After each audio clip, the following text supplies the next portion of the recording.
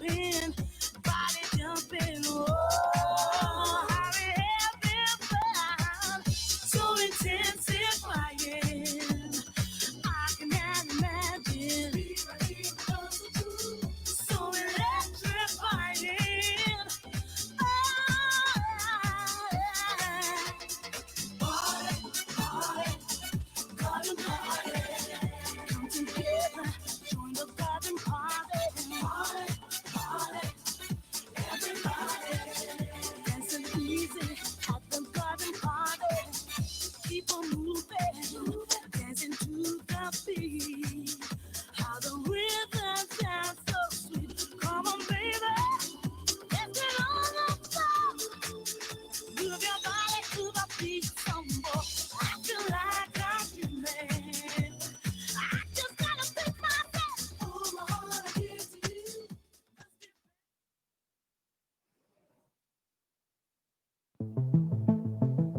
El mundo enfrenta el reto del cambio climático, una realidad y un desafío para cada uno de nosotros.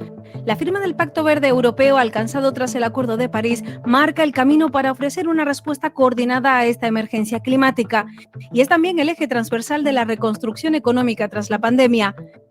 En España, los objetivos del Pacto Verde se han concretado en el Plan Nacional Integrado de Energía y Clima, que establece diversos objetivos y múltiples medidas para avanzar con éxito en la transición energética. En Canarias se ha declarado la emergencia climática y estamos comprometidos con el reto de alcanzar la máxima descarbonización posible a través de una apuesta decidida por las energías renovables, un recurso muy abundante en las islas y en Gran Canaria en particular, que hay que gestionar eficientemente y de manera urgente. Para ello es necesario incorporar ya herramientas de almacenamiento de energía como la central hidroeléctrica de bombeo de Chira-Soria, que permitan acoplar producción y consumo y gestionar la gran variabilidad del recurso renovable, que no coincide con el patrón de consumo de la sociedad. Gracias a su capacidad de almacenamiento facilitará la integración en el sistema de forma eficiente y segura, un altísimo volumen de energía verde que convertirá a Gran Canaria en una isla sostenible, con una elevada calidad del aire. La central contribuirá a hacer posible una mayor diversificación energética, mejorando la independencia energética del sistema canario, además de producir un ahorro para el conjunto del sistema y para los ciudadanos de 122 millones de euros al año, al sustituir combustibles fósiles importados, más caros y contaminantes, por energías limpias autóctonas. Al potenciar el binomio agua-energía, la nueva central impulsará e integrará las 4 funcionalidades básicas para un desarrollo sostenible y ecológico de Gran Canaria, porque almacena, desaliniza, cuida el territorio, emplea y alumbra energía desde el respeto ambiental.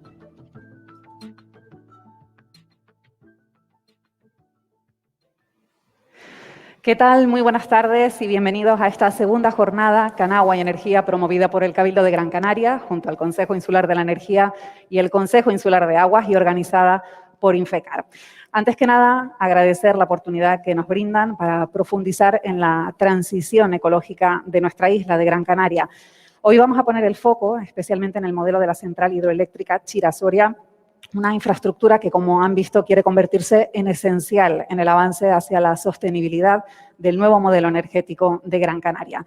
Esta jornada, como saben, está dividida en 2 partes. En primer lugar, vamos a empezar escuchando a 2 expertos en este tema que nos van a ofrecer enseguida sendas ponencias. Ellos son Eduardo Prieto, director de operación en Canarias de Red Eléctrica de España. Muy buenas tardes. Hola, buenas tardes. Y también Jonay Concepción, director técnico de la central hidroeléctrica Chira-Soria del Consejo Insular de Aguas de Gran Canaria. Muy buenas tardes también. Buenas tardes, Eva. Y posteriormente, después de escucharles, vamos a tener una mesa de debate en la que se van a sumar otras 2 voces que tienen mucho que aportar también en esta materia. Una es la de Julieta Schallenberg, doctora e ingeniera industrial de la Universidad de Las Palmas de Gran Canaria. Muy buenas tardes, Julieta. Muy buenas tardes. Y también de Rafael Martel, presidente de la Asociación Eólica de Canarias. Muy buenas tardes. Buenas tardes. Bueno, durante ese debate que vamos a tener dentro de un ratito, vamos a incluir además las preguntas que ustedes han ido realizando en los últimos días en la plataforma de participación ciudadana Participa Gran Canaria. Son distintos ciudadanos también preocupados por este asunto que nos han hecho llegar sus preguntas y recordarles también que después de las ponencias va a volver a abrirse la posibilidad de que ustedes, los que están detrás de la pantalla siguiendo por streaming este encuentro, planteen también sus cuestiones. Se hará justo después de escuchar las ponencias, así que estén atentos, planteen cualquier tipo de pregunta que les surja. Vamos a comenzar ya con la primera de las intervenciones, si les parece. Vamos a escuchar a Eduardo Prieto. Como decíamos, él es director de operación en Canarias de Red Eléctrica de España y nos ofrece la ponencia titulada Binomio Agua-Energía, la ruta de Gran Canaria para avanzar en la transición energética y luchar contra el cambio climático. Adelante, Eduardo. Gracias, Eva. Buenas tardes. En primer lugar, agradecer al Cabildo de Gran Canaria y a los consejos insulares de agua y energía por invitarnos a formar parte de estas jornadas, de darnos la posibilidad de dialogar acerca de transición energética, acerca de un proyecto tan importante para la descarbonización de Gran Canaria y por extensión de Canarias como es el proyecto Chira-Soria. Hemos visto un vídeo que podría resumir muy bien lo que es el diálogo que podemos tener, al menos en esta primera parte expositiva, sin perjuicio que después haya un debate. Tiene que ver con una finalidad última, importante y asociada al cambio climático. Es importante a la hora de plantear cualquier debate o discusión el entender el para qué se hacen las cosas, cuál es la motivación de las actuaciones que se plantean. Ahí en la pantalla pueden ver una serie de noticias de prensa digital que han aparecido en los últimos meses, en los últimos años. No voy a pasar a leerlas porque no quiero amargar la tarde a nadie, pero en todo caso se constata un problema, que es el problema del cambio climático, y la necesidad de actuación. Necesidad que ha sido pues, compartida en una voluntad decidida por parte de la sociedad y por parte de las administraciones a distinto nivel, a nivel europeo, con el paquete normativo de energía limpia para todos los ciudadanos, posteriormente con el Pacto Verde, el Green Deal, que establece una senda de descarbonización para el conjunto de la Unión, para el conjunto de Europa. Este paquete normativo establece que los Estados miembros tendrán que desarrollar sus planes nacionales integrados de energía y clima, que es el paraguas bajo el cual se va a desarrollar un intenso desarrollo legislativo, empezando por la Ley de Cambio Climático y Transición Energética, y que establece particularmente para España objetivos vinculantes en materia de clima. Y en lo que nos concierne, en el debate de hoy, particularmente asociado a la penetración de energías renovables, establece un 74% en 2030 de toda la generación producida tendrá que ser de origen renovable, y también objetivos en materia de eficiencia energética. Bien, muchas veces a los españoles nos gusta quitarnos valor en las cosas que hacemos, ¿no? Bueno, pues aquí un ejemplo de todo lo contrario. Sabemos hacer las cosas bien o muy bien, ¿no? El borrador que nuestro Estado miembro envió a Bruselas conforme queda recogido en el Green Deal, el contenido del Plan Nacional Integrado de Energía y Clima Español, enviado el borrador del 2019, bueno, pues fue calificado como el mejor de todos los aportados por los Estados miembros en base a la Fundación Europea para el Clima. Es decir, que tenemos un plan nacional de extraordinaria calidad y con unos objetivos muy claros en materia de descarbonización. Por tanto, de esta primera parte, llegado a este punto, me gustaría dejar claro la finalidad de por qué el proyecto Chira-Soria. Como veremos después, está asociado a esta última finalidad de conseguir combatir el cambio climático a través de unas actuaciones que están recogidas en el Plan Nacional Integrado de Clima, del que, particularmente para Canarias y Gran Canaria, el proyecto Chira-Soria pues es una pieza angular. No obstante, adicionalmente, conviene tener en cuenta que toda decisión en materia legislativa asociada a las cuestiones energéticas, al modelo energético, contempla tres pilares fundamentales. El primero es la seguridad del suministro, el segundo es la eficiencia económica y la tercera es la sostenibilidad ambiental. Cualquier decisión en materia política energética contemplará estos tres pilares, sin olvidar que todo es por y para el ciudadano. Cualquier decisión que adopta el legislador en este contexto energético es por y para el ciudadano. Y ciertamente en cada uno de estos tres pilares básicos de todo modelo energético, Canarias y Gran Canaria tiene un amplio margen de mejora y de recorrido. Tiene amplio de mejora en seguridad de suministro, tiene un amplio margen de mejora en eficiencia económica, los costes de la actividad, y tiene un muy amplio margen de mejora en materia de sostenibilidad ambiental. Para poder avanzar en esta exposición que es muy descriptiva sobre el proyecto y después los detalles los abordaremos en la parte de debate. Quiero sacar a colación aquí una singularidad exclusiva del sistema eléctrico, que lo hace pues singular respecto a otros sistemas energéticos, como puede ser el gas, el agua o cualquier otro producto, como pueden ser zapatos y tomates. En todos estos otros ciclos de productos hay capacidad de almacenamiento, es decir, está desacoplada la producción del producto del momento en el que se consume. Sin embargo, cuando hablamos del sistema eléctrico, están necesariamente acoplados. En el mismo instante en el que alguien toma la decisión de consumir un poco más de energía eléctrica, en ese mismo instante tiene que haber una inyección adicional de potencia de energía al sistema eléctrico. Y esto es debido a la imposibilidad del almacenamiento en forma eléctrica en este sistema. Esta singularidad pues marca la operación de los sistemas y los retos que se presentan a la hora de integrar energías renovables. De tal modo que, como hemos dicho, la producción y tiene que ser igual al consumo, la oferta tiene que ser igual a la demanda en cada instante, segundo a segundo.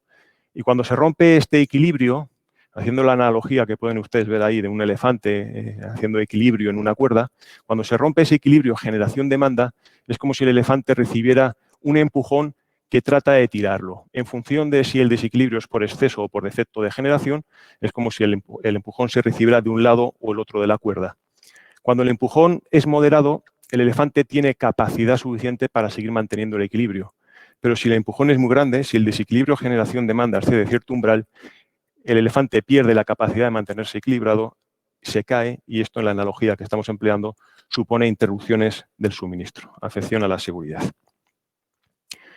Pues bien, detrás de ese gesto, cada vez que alguien toma la decisión de darle al interruptor para encender la bombilla, pues hay un proceso complejo en el que Red Eléctrica, en su función de operador del sistema eléctrico, lo que hace es coordinar al conjunto de agentes que están conectados en este sistema eléctrico con el objetivo de que la energía pueda fluir desde los puntos de inyección, desde los puntos de generación, hasta los puntos de consumo, circulando por las redes eléctricas.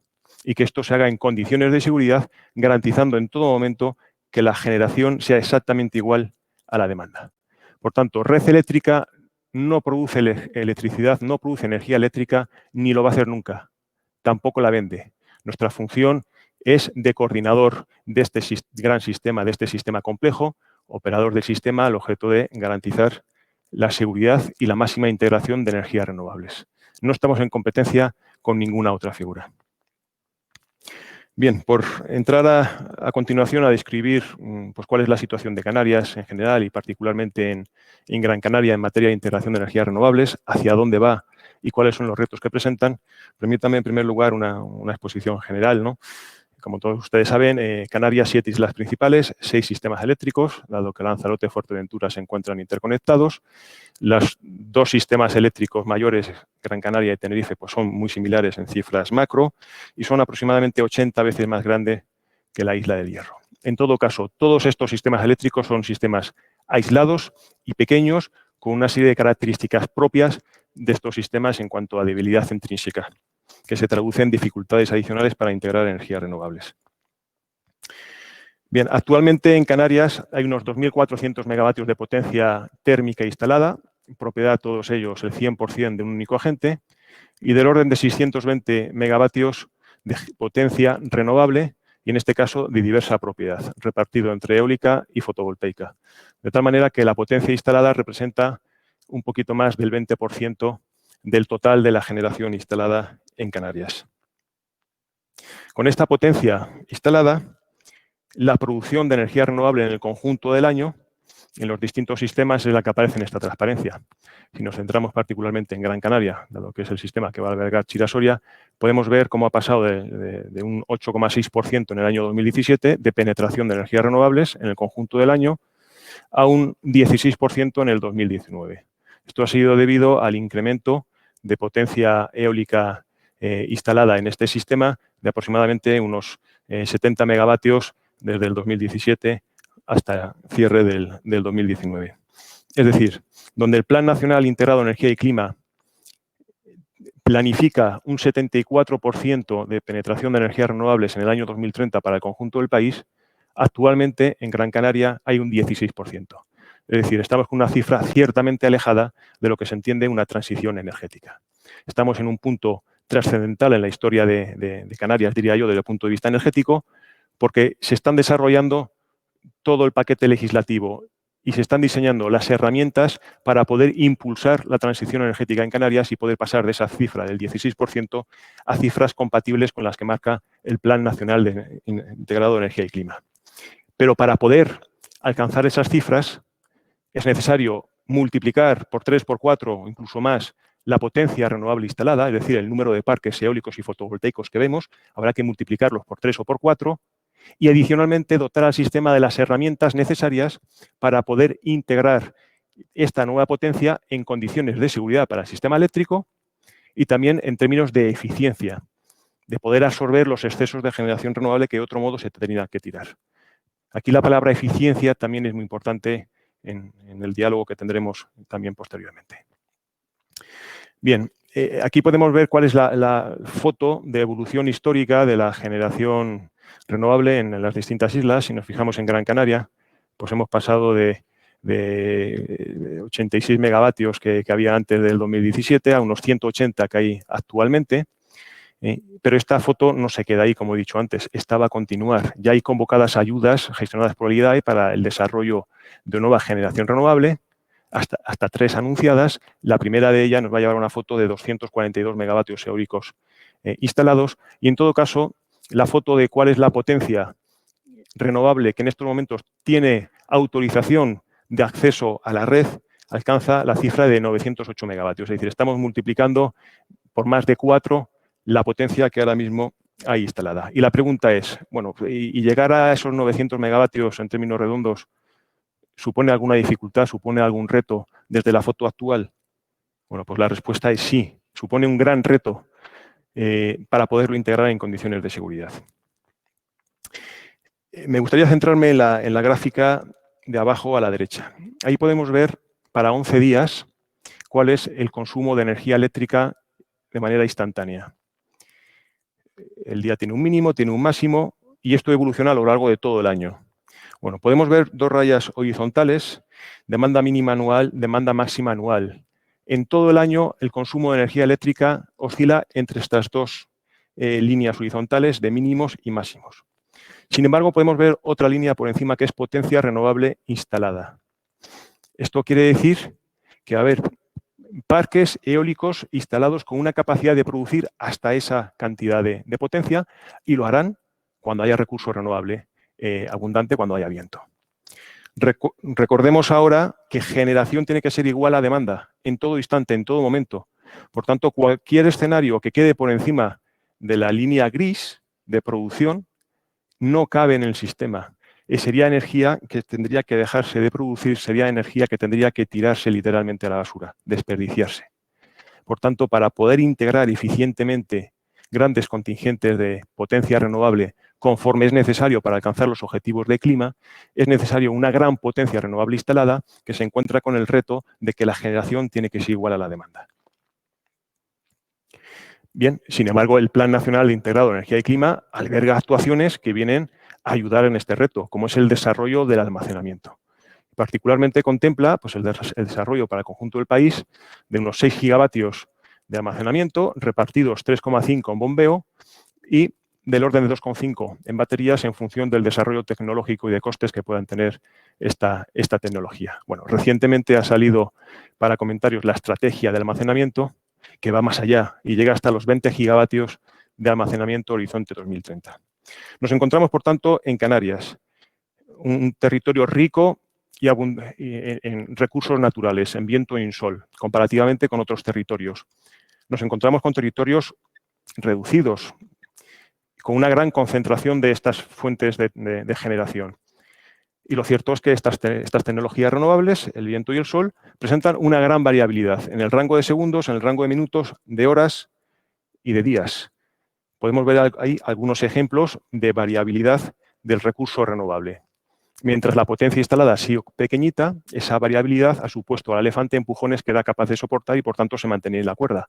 Pero cuando multipliquemos por 3 o por 4 la potencia renovable instalada, vamos a multiplicar por 3 o por 4 la variabilidad que estamos viendo ahí. Y, por tanto, el empujón que recibe el elefante se va a multiplicar por 3 o por 4. Y, ciertamente, va a exceder la capacidad del elefante para sostenerse en la cuerda. Por tanto, acompañando al desarrollo de más parques eólicos y fotovoltaicos, o de otras tecnologías renovables, el sistema se tiene que dotar de flexibilidad para poder ser operable. Y esta flexibilidad, entre otras cuestiones, pero principalmente, se llama almacenamiento. Y almacenamiento con una gran capacidad de almacenamiento. Aquí podemos ver nuevamente la curva gris representa una serie de días, en este caso no sé si son 2 semanas, representa la demanda instantánea que hay en cada momento. La curva verde representa el recurso renovable para un escenario hipotético de 600 megavatios, 585 eólicos y 65 fotovoltaicos. Sin almacenamiento, ¿qué va a ocurrir? Pues que va a haber momentos en los que, por el hecho de tener esa potencia instalada, va a haber recurso primario y, por tanto, va a haber una gran capacidad de producir energías renovables, pero desde el momento en que excede la demanda, toda esa energía no se va a poder producir, se va a tener que desperdiciar, se va a tener que tirar a la basura. Por tanto, no estamos haciendo un uso eficiente ni sostenible de los recursos. Y por otro lado, va a haber momentos en los que no va a haber recurso renovable. Por la noche no hay sol y son numerosos los periodos en los que no hay viento. Bueno, en esos periodos, a pesar de tener una gran potencia renovable instalada, en ausencia de almacenamiento, esa demanda se va a tener que seguir suministrando con combustibles fósiles y, por tanto, lastrando el avance en la transición energética. La herramienta que aporta eficiencia y seguridad en la integración de estos grandes contingentes de energías renovables se llama almacenamiento, que sea capaz de almacenar en lugar de desperdiciar, la almacena en los periodos de la derecha, en los que la renovable está muy por encima de lo que admite el sistema, y por otro lado, un almacenamiento que sea capaz de devolver al sistema eléctrico esa energía cuando no haya recurso renovable en la zona de la izquierda, desplazando de esta manera la necesidad de utilizar combustibles fósiles, contaminantes, una dependencia del exterior, lastrando la soberanía energética, la independencia energética, etc. Bien, hay una experiencia ya positiva en la que podemos ver cómo, por el hecho de instalar almacenamiento, gran capacidad de almacenamiento, un sistema puede pasar en el año 2014 de un 98% de penetración fósil y un 2% renovable, a 5 años después, más de la mitad de la energía consumida en todo el año fue de origen renovable. Y además con diversos hitos, del mes de julio el 97% de la energía consumida fue renovable, etc. Bueno, pues en este contexto se sitúa el proyecto de Chira-Soria como una herramienta que tiene una finalidad marcada a nivel de ley, la Ley 17 de Garantía de Suministro e Incremento de Competencia en los Territorios No Peninsulares. Esta ley especifica explícitamente que este proyecto será diseñado para la garantía del suministro, la seguridad del sistema y la integración de las energías renovables no gestionables. El proyecto, después Jonay nos ofrecerá datos sobre el mismo, pero realmente es una infraestructura esencial, imprescindible, para poder avanzar y conseguir el nuevo modelo energético verde en las Islas Canarias. Es una herramienta que va a estar a disposición de todos los agentes del sistema eléctrico, de todos, de las grandes compañías y de las pequeñas, de los renovables que puedan instalar o acompañar sus instalaciones con almacenamiento y de aquellos otros que no puedan o no quieran, del que instale su generación renovable en autoconsumo. Esta herramienta está al servicio de todos ellos, al objeto de integrar en el sistema todas las energías renovables. Es un proyecto absolutamente innovador desde el punto de vista de su configuración y de la tecnología utilizada. El bombeo es una tecnología consolidada, lleva decenas de años utilizándose de una manera muy satisfactoria y adicionalmente para este proyecto hemos incorporado las últimas tecnologías para poder dar satisfacción a la finalidad que tiene explícitamente y marcada a nivel de ley. Ya para terminar esta primera parte introductoria, simplemente recordar y enfatizar algunos de los beneficios que va a tener este proyecto para el ciudadano. En primer lugar, recordar que para las Islas Canarias el Plan Nacional Integrado de Energía y Clima establece que para el año 2030 la contribución de las energías térmicas se tendrá que haber reducido al menos a la mitad. Esto nos llevaría a un porcentaje de penetración renovable del 58% aproximadamente. En este contexto, la central de Chira-Soria resulta clave para impulsar esta transición energética en Canarias y avanzar hacia un nuevo modelo que sea verde, sostenible, eficiente en el uso de los recursos naturales, etc. Por otro lado, obedece también al pilar de seguridad del suministro. Es una central con una gran disponibilidad, con una gran capacidad de almacenamiento, que va a aportar seguridad al sistema eléctrico. Y que si desafortunadamente llegara a haber un incidente en el mismo, precisamente por sus características técnicas, agilizaría enormemente los procesos de reposición requeridos para volver al sistema a su normalidad. Va a permitir el incremento de la integración de las energías renovables. Es su finalidad principal. De este modo, en el escenario previsto en el año 2026, va a incrementar un 37% la producción renovable inyectada en el sistema con la misma potencia instalada. Pone en valor un 37% de la energía que, de otro modo, las instalaciones existentes en ese momento no podrían producir. Y en ese escenario, la cobertura anual con energías renovables alcanzará el 51% del total. Pasará del 16 al 51%. Respecto a la situación en la que no estuviera, este proyecto, además, implica la reducción adicional de unas emisiones anuales de CO2 equivalentes al 20% de lo que se ve, del total. Y como hemos dicho, por el hecho de sustituir combustibles fósiles que hay que traer de otros países que son caros y contaminantes por energías renovables autóctonas sostenibles, pues posibilita ese desarrollo y es de sostenibilidad para la isla, ¿no? Y precisamente por ello, porque desplaza combustibles fósiles que son caros, particularmente caros en Canarias, por energías renovables que son mucho más baratas, va a suponer un ahorro, un beneficio para el ciudadano, para el consumidor, de 122 millones de euros anuales. Por otro lado, y hay que hablar en términos de eficiencia. El Green Deal, el Plan Nacional Integrado de Energía y Clima, va de eficiencia, de un mejor uso de los recursos disponibles. Pues la central lo que va a poner es en valor para la sociedad canaria unas presas que ya existen y que están siendo utilizadas hasta un determinado nivel, pero que tienen una capacidad de dar mucho más a la ciudadanía de Gran Canaria. Es decir, sacar más con lo mismo. Eso es eficiencia. De esto va todo esto del Green Deal y de la transición energética, de ganar eficiencia para el sistema. Por otro lado, potencia el binomio agua-energía. Además de todos los beneficios y ventajas en términos de sostenibilidad ambiental, el proyecto va a posibilitar disponer de agua en cotas elevadas, agua que es un bien básico para la vida, para el desarrollo humano, para el sector primario, para el cambio climático. Bueno, pues este proyecto posibilita también agua en las cumbres, conforme está estipulado o estará estipulado en el acuerdo con el Consejo Insular de Aguas para el uso de la misma. Y finalmente, y muy importante en el contexto actual de crisis económica y sanitaria por motivo del COVID, este proyecto es una gran oportunidad para Canarias y para Gran Canaria. Supone una inversión en las islas y una creación muy importante de puestos de trabajo. Hasta 3.500 puestos de trabajo en Canarias se crearán con este proyecto que puede estar ya construyéndose el año que viene. Por tanto, este proyecto arroja una serie de beneficios que son de gran valor y Canarias no puede dejar pasar la oportunidad de apoyar un proyecto como este por todo lo que representa para la ciudadanía, porque recordemos, todo lo que se hace es por y para el ciudadano. Muchas gracias. Hasta aquí esta primera parte y posteriormente, a lo largo del debate, pues podremos continuar pues, con aspectos más de detalle o más técnicos. Gracias. Pues muchas gracias, Eduardo, por esta visión global que nos acabas de ofrecer.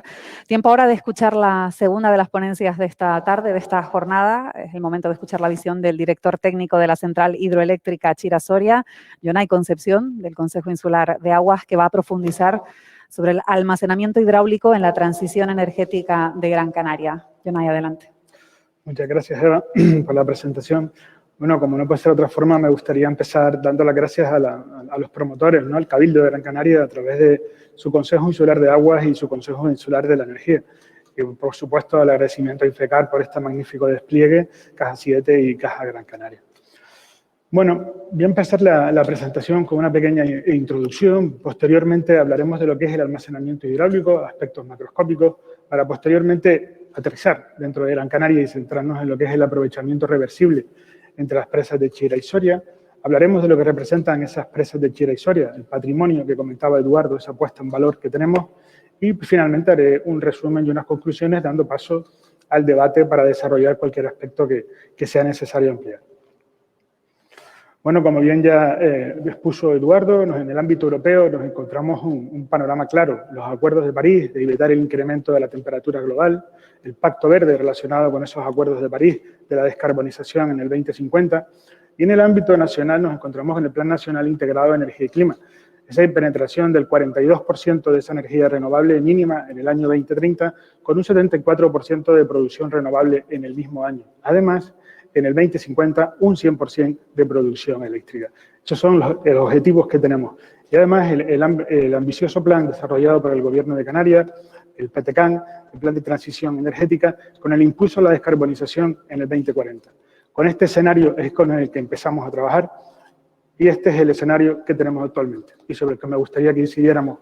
Esta es la estructura de generación de Gran Canaria de un día cualquiera de septiembre, concretamente del 23 de septiembre de este mes, y vemos que la principal contribución la realiza la turbina de vapor y el ciclo combinado con el mayor porcentaje dentro de ese mix energético. Eso no es lo que queremos para Gran Canaria.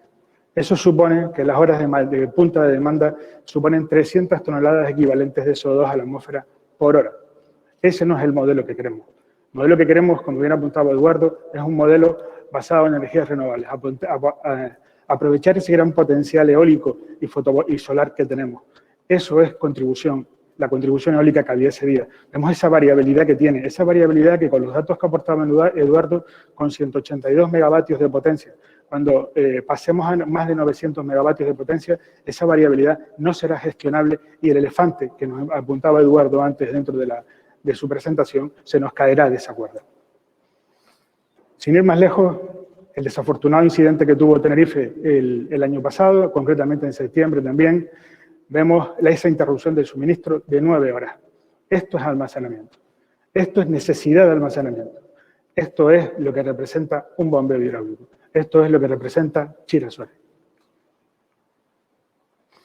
Bueno, nos encontramos en transición, caminamos hacia una descarbonización y es necesario el almacenamiento.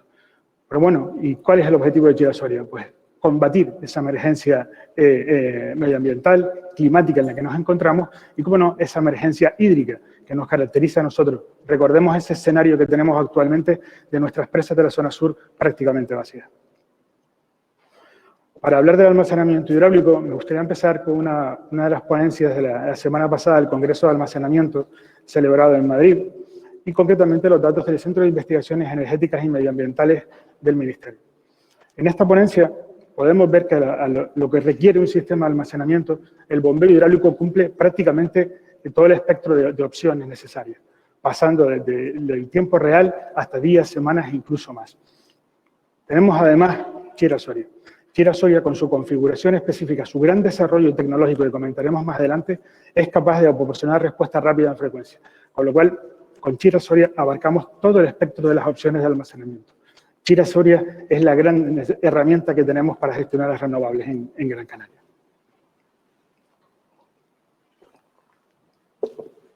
Entrando en el documento de estrategia de almacenamiento, también del Ministerio, publicado el pasado 9 de octubre, me gustaría llamar la atención en la ubicación de los sistemas de almacenamiento. En esta diapositiva, concretamente, vemos la ubicación de las baterías de litio y los bombeos. Como vemos, me gustaría incidir la complementariedad que tienen estos dos sistemas. Son dos sistemas que tiene cada uno su posición dentro de las tecnologías de almacenamiento. No solo en potencia, sino en energía.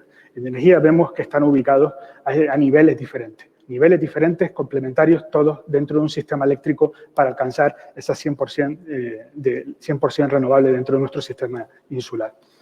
Y me gustaría llamar la atención, en este mismo documento, el Ministerio ya incluye la referencia a Chira Soria. Ya incluye la referencia a aquellos proyectos de almacenamiento en los cuales es necesario utilizar agua desalada. Eso es Chira Soria. Ya dentro de este propio documento se hace la referencia. Esta estrategia de complementariedad de sistemas de almacenamiento no es algo nuevo. Realmente es algo que ya se desarrolla en Australia, en Hawái, en Madeira. Vamos caminando en esa misma línea de trabajo que camina el resto del mundo. Si analizamos precisamente los datos mundiales, La potencia instalada a final del 2019 era de 1.308 gigavatios. Potencia almacenada en energía hidroeléctrica. Y si lo pasamos a datos de almacenamiento, 4.306 teravatios hora producidos de energía limpia hidroeléctrica durante el año 2019. Eso representa el 96% de la energía que se almacena a nivel mundial. Chira-Soria es de esta energía. Chira-Soria camina en la misma estrategia que camina el resto del mundo. Chira-Soria, además, como hemos visto, incorpora más tecnología. Es todavía un desarrollo superior a lo que es un bombeo reversible clásico. Si analizamos los datos de España, con la introducción que hizo Eduardo antes, en España tenemos 3.300 megavatios de bombeo puro. Recordemos que bombeo puro es aquel en el que el embalse superior o el depósito superior no recibe aportaciones, y 2.700 de bombeo mixto. Además, el Plan Nacional Integrado de Energía y Clima continúa con esta complementariedad que estábamos hablando, con el desarrollo de 3.500 megavatios de bombeo puro y otros 2.500 megavatios en batería. El almacenamiento hidráulico juega un papel fundamental en los sistemas aislados y las islas como Gran Canaria, permitiendo un gran desarrollo de energías renovables, reduciendo la operación de las plantas térmicas, esa contaminación de la que hablábamos antes, esas toneladas de CO2, haciendo el almacenamiento compatible tanto con el turismo como con el medio ambiente, esa emergencia climática que hablábamos desde el principio. Además, presenta una regulación estable a largo plazo de la curva de la demanda. Las centrales de bombeo contribuyen a la seguridad energética, estabilidad de la red, disminuyendo el riesgo de apagones, como comentamos al principio de la diapositiva de Tenerife, y compensando las grandes diferencias entre oferta y demanda. Ese equilibrio importante en el que necesita estar el elefante constantemente. Y además, a nadie se le escapa, tenemos una fiabilidad demostrada de más de 50 años. Las primeras centrales ejecutadas a nivel nacional se encuentran actualmente en procesos de reversión por haber superado incluso algunas los 75 años de operación. Vamos a analizar un poquito Chira-Soria, de esos aspectos macroscópicos vamos a centrarnos concretamente en la zona entre Chira y Soria. Chira-Soria nace como un bombeo reversible para desarrollar 200 megavatios de potencia instalada, constituyendo un bombeo clásico, lo que hablábamos al principio, turbinar, o sea, bajar el agua de Chira-Soria en aquellos momentos de mayor demanda y posteriormente, en las horas nocturnas o en horas de menor demanda, elevar nuevamente, subir ese agua hacia el embalse superior. Eso necesita agua. Agua que, como mostramos en esta imagen del año 2017, no siempre está disponible. El agua, en la zona sur principalmente, sabemos que es un bien escaso, en Canarias en general, para lo cual, desde la concesión, ya se establece que el titular tendría que tener la obligación de desarrollar una planta desaladora capaz de garantizar esa operación, incluso ante insuficiencia de precipitaciones.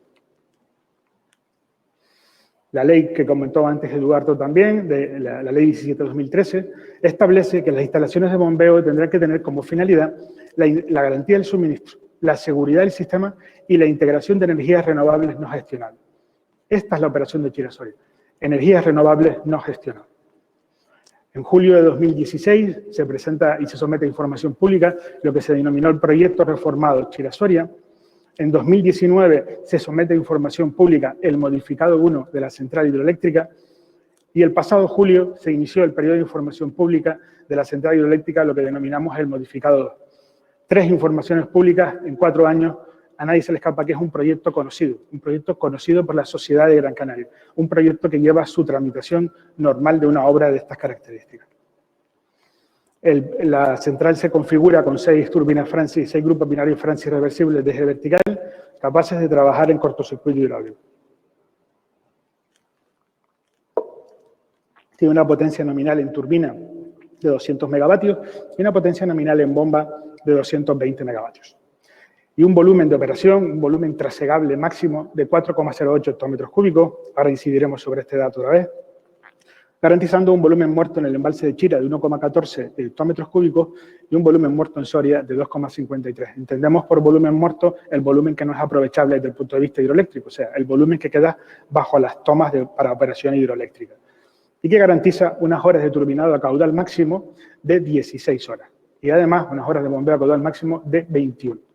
Estos son los datos con los que estamos trabajando, pero esto supone una energía acumulable de 3.200 megavatios a la hora y además estamos trabajando con la modificación del umbral de vertido del aliviadero para conseguir maximizar ese volumen trasegable a caudal máximo, permitiendo que la energía acumulada de la central pueda pasar de los 3.600 megavatios a la hora. Todo un reto para la integración de energías renovables en la isla de Gran Canaria. Bueno, el proyecto se desarrolla en la parte suroeste de la isla, en la cuenca del barranco de Arguineguín, y el proyecto tiene dos zonas principales. Una en la que nos encontramos a nivel del mar, donde se ubica la planta desaladora, esa instalación de captación y vertido posterior de la salmuera. Nos encontramos la zona de las presas, donde realmente se desarrolla ese bombeo reversible, y ambas instalaciones quedan conectadas mediante la impulsión de agua producto y la evacuación de la energía eléctrica generada. Esta es la distribución de las instalaciones junto al mar, en la zona de Santa Águeda, en la desembocadura del barranco de Arguineguín. Vemos el emisario y el inmisario, cantra de captación y la planta desaladora que genera el agua necesaria para poder desarrollar el bombeo reversible. Estas son fruto del trabajo que realizamos con Red Eléctrica, las últimas imágenes generadas en 3 dimensiones para ver cómo queda la integración de esa cántara de bombeo en la zona. Y con respecto al emisario, me gustaría llamar la atención a la evolución tecnológica que incorpora. El emisario de salmuera incorpora un difusor tipo Venturi, que es un difusor desarrollado por el Instituto Tecnológico de Canarias con 2 empresas locales, Canaragua y el MASA, y que garantiza que en el momento del contacto de la salmuera con el lecho marino, el aumento de la salinidad es solo del 10% con respecto al máximo permitido de 2 unidades de aumento de la salinidad. Esto es una garantía de operación no solo para esta central, sino para los continuos procesos de renovación que habrá que ir desarrollando en todas las desaladoras de Gran Canaria. Recordemos que el agua en Canarias, como bien dije antes, es un bien escaso y para ello necesitamos desalar para poder garantizar la vida. Este proceso de desalación, además, tendrá que seguirse desarrollando en otros sitios de la isla. Necesitamos la desalación para poder desarrollar nuestra vida. Esta es la implantación de la planta desaladora, también una de las últimas imágenes desarrolladas en el ámbito de trabajo conjunto con Red Eléctrica del proyecto. Y esta es una imagen 3D, esta sí está incluida dentro del proyecto. Y sí que me gustaría llamar la atención que tenemos, bueno, pues los equipos de filtración en primer plano y posteriormente la nave de procesos para poder desalar ese agua. ¿Cómo se conecta esta planta desaladora con la zona de las presas? Pues bien, a lo largo del barranco de Arguineguín se va a ejecutar un anexo a la carretera existente, a la 505, que es un anexo para albergar instalaciones de media tensión. Un sobreancho de esa carretera, como cuando se ensancha cualquier carretera normal en la isla de Gran Canaria, de 1,8 metros, y junto a ese anexo va un tubo de impulsión de 400 milímetros de diámetro. Ese es el diámetro que tiene la conducción que eleva el agua a las presas, como distintas instalaciones que ejecutan todos los ayuntamientos en los barrancos para poder desarrollar sus competencias municipales de abastecimiento y saneamiento. Instalaciones de este tipo hay ya ejecutadas dentro del barranco de Arguineguín. Bueno, la línea de alta tensión, conforme a lo que figura en el proyecto, se han desarrollado 4 alternativas que han sido desarrolladas fruto del trabajo coordinado entre Red Eléctrica y el Cabildo de Gran Canaria. Y además hay una solución que fue la que propuso desde el Cabildo inicialmente en el año pasado, que es un trazado 100% subterráneo, pero que al final, después del exhaustivo trabajo del análisis de impacto ambiental que realiza Red Eléctrica, no es la solución mejor valorada dentro del estudio de impacto ambiental. A nadie se le escapa que la preferencia del Cabildo por este trazado subterráneo, pero en el proceso en el que estamos, en el que tanto administraciones como particulares han alegado el proceso, el órgano ambiental del Gobierno de Canarias será quien final adopte la decisión final. Y esa es la decisión que se impulsará para que Chira-Soria sea una realidad en corto periodo de tiempo. Bueno, este es el circuito hidráulico que se materializa entre las 2 presas. Tenemos en la parte izquierda de la imagen la presa de Chira y en la parte derecha la presa de Soria. Vamos a analizar un poquito el circuito. Esto también es de los últimos documentos generados, son documentos prácticamente inéditos que ha desarrollado Red Eléctrica en el último periodo. Y tenemos en la parte izquierda la obra de toma y pozo de compuerta, en la parte derecha obra de toma y pozo de compuerta, en este caso el inferior, que es el de Soria, y vemos la conexión, ese circuito hidráulico que une ambos embalses, que va a servir para, en horas en las que haya deficiencia en energía renovable no gestionable, bueno, producir la energía necesaria, y esos excesos o esos conocidos o mal llamados vertidos, como luego incidirá Rafael en su parte, pues aprovechar esa energía para llenar nuevamente el embalse superior. Es una herramienta a favor de las renovables del sistema. Esta es la caverna en la que se ubican los 6 grupos binarios. Me gustaría llamar la atención en la configuración de esos distribuidores, esos célebres hexafurcadores. Eso es un desarrollo ingenieril muy importante, como veremos a continuación, para poder garantizar la operación de la central tanto en modo bomba como en modo turbina. Bueno, finalmente 2 imágenes 3D de las tomas, cómo quedarán ejecutadas dentro de los embalses, que también han sido objeto de múltiples estudios para la optimización y garantizar la operación de la central hidroeléctrica. El cortocircuito hidráulico que les comentaba antes, recordemos el grupos binarios Francis reversibles de eje vertical, capaces de trabajar en cortocircuito hidráulico a través del Full Power Converter. ¿Qué significa esto? La central de Chira-Soria es capaz de tener los grupos 1 y 3 trabajando en modo bomba y el grupo 2 trabajando en modo turbina. Esto implica que con ligeras variaciones dentro de en los niveles de los embalses, la central va a estar adaptándose a las necesidades del sistema. Igual que tenemos esta configuración, tenemos todas las que puedan imaginar con esos grupos. La magnífica optimización que tiene estos distribuidores garantiza que Chira-Soria va a ser capaz de estar a favor de las energías renovables del sistema desde los menos 220 megavatios en modo bomba hasta los 200 megavatios en modo turbina. Esto, basado en resolver matemáticamente las ecuaciones de Navier, es todo un hito tecnológico que se incorpora a la central de Chira-Soria. Y con herramientas como estas, somos capaces con este almacenamiento de cubrir todo el espectro de opciones que se requiere a un sistema de almacenamiento. Desde el punto de vista de los accesos en la zona de las presas, me gustaría llamar la atención de que en las presas se van a quedar 2 accesos. Uno es el acceso al pozo de compuertas de Soria, necesario para poder manipular el cierre de ese circuito cuando sea necesario, y el otro el acceso al pozo de compuertas de Chira. El acceso al pozo de compuertas de Chira es además importante que recordemos que se fundamenta en un acceso existente, sobre el que únicamente se mejora el trazado. Únicamente es de ampliación hasta el pozo, igual que en el caso del acceso en la presa de Soria. Esta es una imagen 3D, una infografía sobre el pozo de compuertas de Chira y ese camino de acceso, y vemos la gran integración que va a tener sobre el terreno. Si analizamos esto sobre una ortofoto, vemos el alto grado de integración. Este alto grado de integración se ha conseguido fruto del trabajo entre Red Eléctrica y el Cabildo de Gran Canaria, estableciendo todos los condicionantes ambientales y territoriales para que permita la integración correcta en este entorno tan maravilloso en el que se va a desarrollar el bombeo reversible. En el caso de Chira, partimos también de una infografía y lo pasamos a una imagen que es de las que está incluida en el proyecto y vemos la magnífica integración que va a tener el entorno, muy parecido a lo que es el propio cuerpo de la presa de Chira. Hablar de excedente es algo fundamental para Gran Canaria. Ese excedente que produce la planta desaladora y que vamos a poder aprovechar para otros usos es una herramienta, una cuestión de oportunidad, como se estableció dentro del pliego de la licitación cuando se sacó a concurso este expediente. La distribución de la precipitación en Gran Canaria tiene una variabilidad muy alta, presentando una mayor cuantía en la zona norte, fruto de los vientos alisios y la inversión térmica que generan mayor humedad en la zona norte, mientras que la zona sur presenta menor régimen de precipitaciones y fundamentalmente está asociada al desplazamiento del anticiclón de las Azores y esa inestabilidad que genera.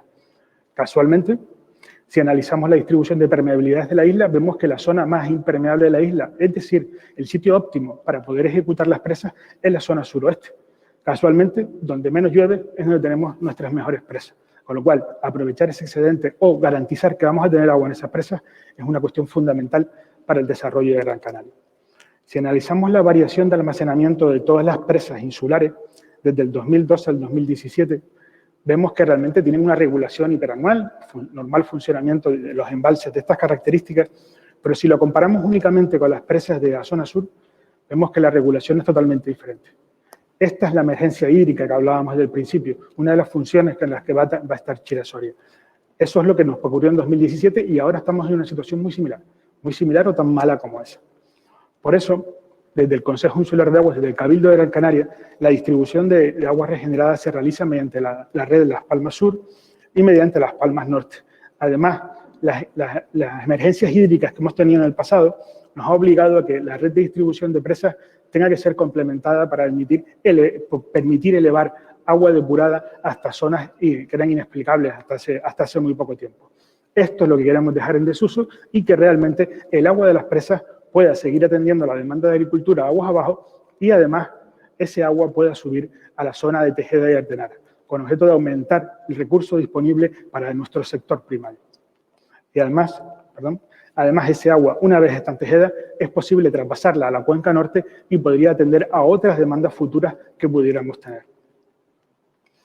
Bueno, desde el punto de vista de las presas de Chira y Soria, son embalses de regulación de aportaciones y el titular es el Cabildo de Gran Canaria. Además, en el caso de Soria, está a nombre de la comunidad, el titular es la Comunidad de Alumbre, pero el mayor accionista con más del 90% de las participaciones es el Cabildo de Gran Canaria. Y la gestión, en cualquier caso, se realiza desde el Consejo Insular de Aguas. Y lo que obtuvo el adjudicatario fue una concesión de las aguas embalsadas. Una concesión, además, con objeto de garantizar las demandas en las calidades actuales. Esto es importante porque desde el año 2019, durante el 2019 y 2020, se han estado analizando las características químicas de las aguas que se ubican en los embalses con objeto de garantizar que el agua que vamos a incorporar en pocos meses sea por lo menos de calidad superior a la existente. ¿Cómo hemos operado con estas presas? Estas presas se construyeron entre los años 50 y 60 y ahora nos encontramos con las nuevas herramientas de cálculo. Igual que los hexafurcadores se han resuelto con modelaciones numéricas actuales de las herramientas de cálculo actuales, con las presas hemos procedido igual. Se han calculado numéricamente y además se han hecho estudios de análisis de riesgos para compatibilizar su operación.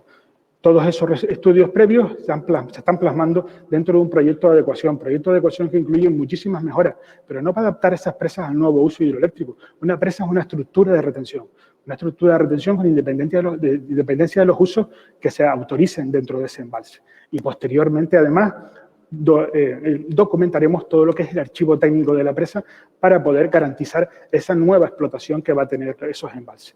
Posteriormente, ejecutaremos esas obras de adecuación necesarias, como digo, dentro de las obligaciones que tiene el Cabildo de Gran Canaria como titular de esas presas e implantaremos los planes de emergencia de presa. Esta es una vista maravillosa de nuestra presa de Chira y este es el modelo matemático con el que hemos trabajado. Saben, como hemos hablado, a los ingenieros nos encanta justificar las cosas con un modelo. Este es un modelo de diferencias finitas de tipo explícito, concretamente el desarrollado por Itasca dentro del software FLAC 3D. Y este es el modelo de la presa de Chira, este es el modelo en 3 dimensiones también con el que hemos trabajado. Y a modo de conclusiones de esos análisis, me gustaría centrarme nada más que en 2 aspectos, y es que las presas, para las situaciones más desfavorables, se encuentran sometidas íntegramente a compresión. Esto es una garantía de funcionamiento, una garantía de operación, no solo para el posterior uso que va a tener cada una de esas presas, sino para nosotros, para el Cabildo, para Gran Canaria, dentro de las obligaciones que tiene como titular de esas infraestructuras.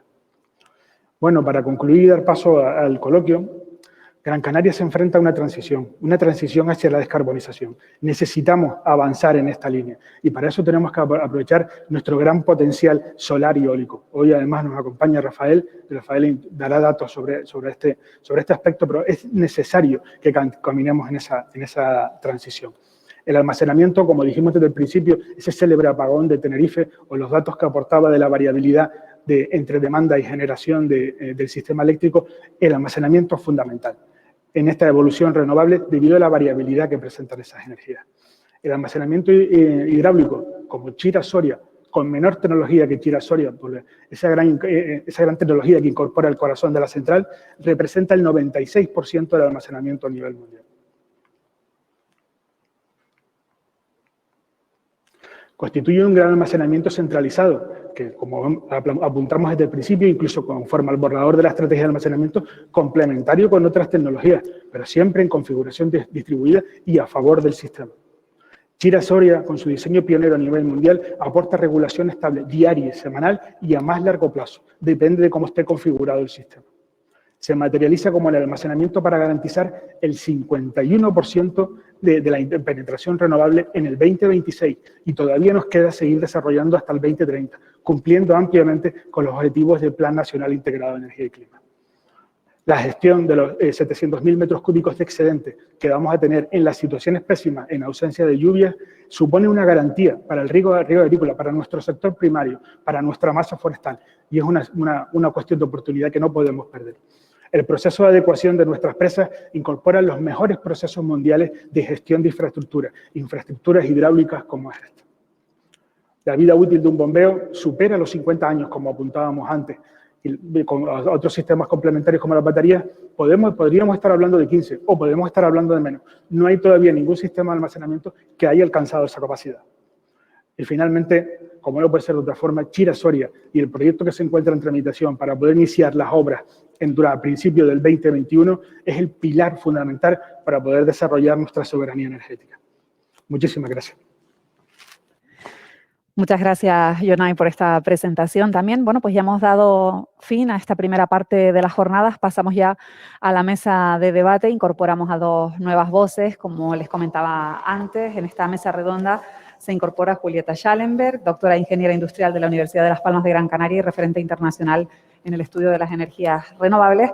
Y también otra voz experta, Rafael Martel, presidente de AEOLICAN, que es la Asociación Eólica de Canarias. Recordarles a ustedes, los que están siguiendo estas jornadas a través del streaming, que pueden ya se ha habilitado la opción de plantear las preguntas que deseen para incorporarlas a esta mesa, a este coloquio. Así que desde que quieran pueden ir planteándolas, que las iremos incorporando al debate. Mientras recibimos esas primeras cuestiones, pues sí que me gustaría que nos situáramos bien y que marcasen posiciones pues los dos nuevos invitados a esta mesa. Ya han tenido la oportunidad de escuchar estas dos ponencias. ¿Qué reflexión hacen sobre este futuro energético que nos espera en Gran Canaria? Julieta. La verdad es que a mí bueno, felicidades por las presentaciones y gracias por la invitación a las jornadas. Y la verdad es que a mí, viendo todos estos datos, pues me sugiere una reflexión un poquito más allá. Se ha hablado mucho del 2030, que es un objetivo claro que nos marca el Plan Nacional, PNIEC. Y también me gustaría que nos situáramos en ese contexto incluso un poquito más allá, que es el plan de decarbonización que marca la Unión Europea para todos los países de los Estados miembros de la Unión Europea, que es esa completa decarbonización para el año 2050. En el caso de Canarias se ha planteado incluso adelantar esa fecha al 2040. Y en ese contexto estoy haciendo un trabajo junto con la Universidad de Stanford, que lo que plantea es cómo podemos llegar a ese 2040, que en un contexto totalmente decarbonizado, donde solamente hayan energía 100% renovable. El contexto del estudio es el mercado interior de Canarias. Para que nos entendamos, serían todos los consumos energéticos que tenemos dentro de cada una de las islas, más el consumo de transporte tanto aéreo como marítimo dentro de las islas interinsulares. Cuando nos ponemos en ese marco de decir dónde vamos a estar en 2040, que nos puede parecer muy lejano, pero faltan 20 años y todos sabemos que los cambios de infraestructuras energéticas no son rápidos, tenemos que pensar en qué nos espera en ese futuro. Nos espera un contexto totalmente electrificado, donde todo el transporte terrestre va a estar electrificado y en su mayor parte también ese transporte entre islas va a estar electrificado o va a ser híbrido o va a tener un componente radicalmente diferente al de hoy en día y totalmente exento de combustibles fósiles. Hoy en día siempre estamos pensando en la electricidad, que es lo que nos ha traído aquí, pero en Gran Canaria la electricidad es menos del 30% del consumo energético. Menos del 30%. Entonces, cuando nos vamos a 2040 y vemos ese cambio, ¿dónde está el resto? Mayormente en el transporte. Tenemos algunos consumos de calor y algunas cosas pero mayormente es transporte. Desde cuando nos proyectamos al 2040, tenemos que pensar que vamos a tener que más que triplicar la potencia instalada eléctrica en la actualidad. En los datos preliminares, para que se hagan una idea, antes hablaba Eduardo de unos 900 megavatios en energías renovables en los distintos concursos que se nos avecinan. En los datos preliminares que estamos haciendo de esta simulación a 2040, estamos hablando de más de 5.000 megavatios de potencia instalada en la isla de Gran Canaria. ¿Por qué ese salto? Por todo lo que he dicho. No es que en realidad vayas a aumentar significativamente el consumo, es que vas a electrificar el consumo. Entonces, cuando electrificas esta cantidad de consumo que ahora mismo no está electrificada, que en Gran Canaria es más del 70%, pasa a tener que tener una potencia instalada de energía eléctrica de esta magnitud. Entonces, me gustaría que pensaran, vale, si tenemos este futuro por delante, los sistemas de almacenamiento son el corazón de que eso funcione. Esto no puede funcionar si no hay sistemas de almacenamiento suficientes. Y a mí sí me gustaría tener esta reflexión de que ningún sistema de almacenamiento sobra. Todos van a ser fundamental. Y hoy en día tenemos distintos sistemas de almacenamiento que estudiamos, parte del grupo con el que estoy en Stanford, pues está especializado en sistemas de almacenamiento. Y tenemos que ver que cada sistema de almacenamiento tiene en la actualidad, en el futuro probablemente tendremos nuevos sistemas de almacenamiento, pero en la actualidad lo que estamos viendo es que hay determinados sistemas de almacenamiento para determinadas aplicaciones, que son las que más sentido tienen, y otras que tienen más sentido para distintas aplicaciones. Pero en el caso de Canarias y en el caso de Gran Canaria, la realidad es que no va a sobrar ninguno.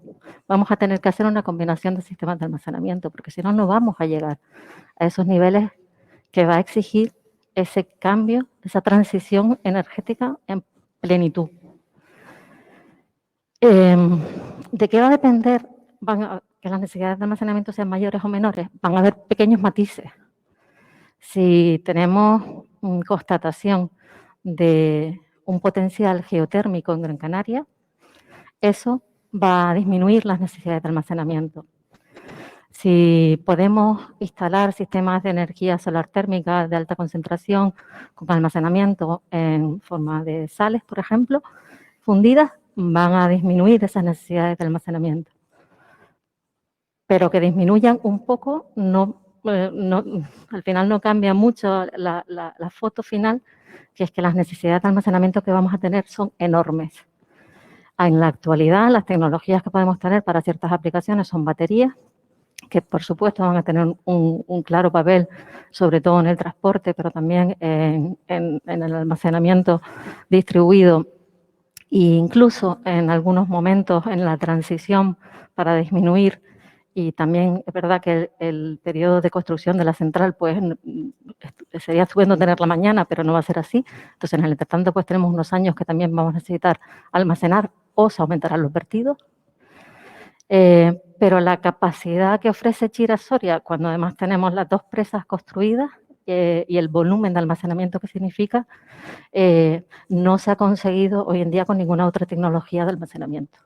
Y eso también es importante ponerlo en contexto. Entonces, no sobra ninguna, todas van a tener que estar en ese mix de almacenamiento. Cuando hablamos de mix de generación, se nos olvida muchas veces el mix de almacenamiento. ¿Cómo vamos a almacenar toda esa energía? Luego también hay muchas incógnitas sobre cómo va a desarrollarse la tecnología. ¿Qué papel va a jugar el hidrógeno, por ejemplo? ¿Va a ser clave en el transporte o no lo será? Van a haber otros tipos, están en la actualidad mirando también otros tipos de, no solamente hidrógeno, otros tipos de combustibles verdes para el transporte. Hay muchas incógnitas todavía, como cómo vamos a llegar a ese 2040. Pero hay algunas cosas que ya más o menos están en el camino y están bastante claras. Entonces, lo que quería poner un poco ese foco difuso o claro en a dónde vamos. Vamos a necesitar el esfuerzo de todos. Ninguna tecnología que se haya demostrado eficiente y rentable, económicamente rentable, va a sobrar, sino todo lo contrario. Y me gustaría introducir, pero no terminar simplemente el debate, que estamos hablando de almacenamiento, lo que llamamos nosotros a corto. Estamos hablando de esos excedentes de energías renovables, de trabajar en el intradía, de trabajar con 2 días. Gran Canaria tiene otro reto. Nosotros tenemos unas renovables muy basadas en energía eólica y energía solar, y no se prevé que eso vaya a cambiar radicalmente de aquí al 2040. En verano tenemos más energía solar, como todos saben, y tenemos también más energía eólica, con lo cual tenemos un desfase estacional entre el verano y el invierno.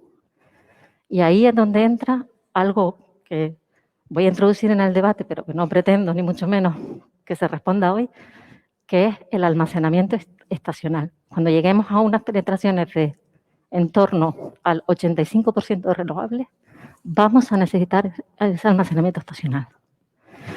Ese almacenamiento estacional va a ser muy caro frente a ese salto del 15% final que nos queda.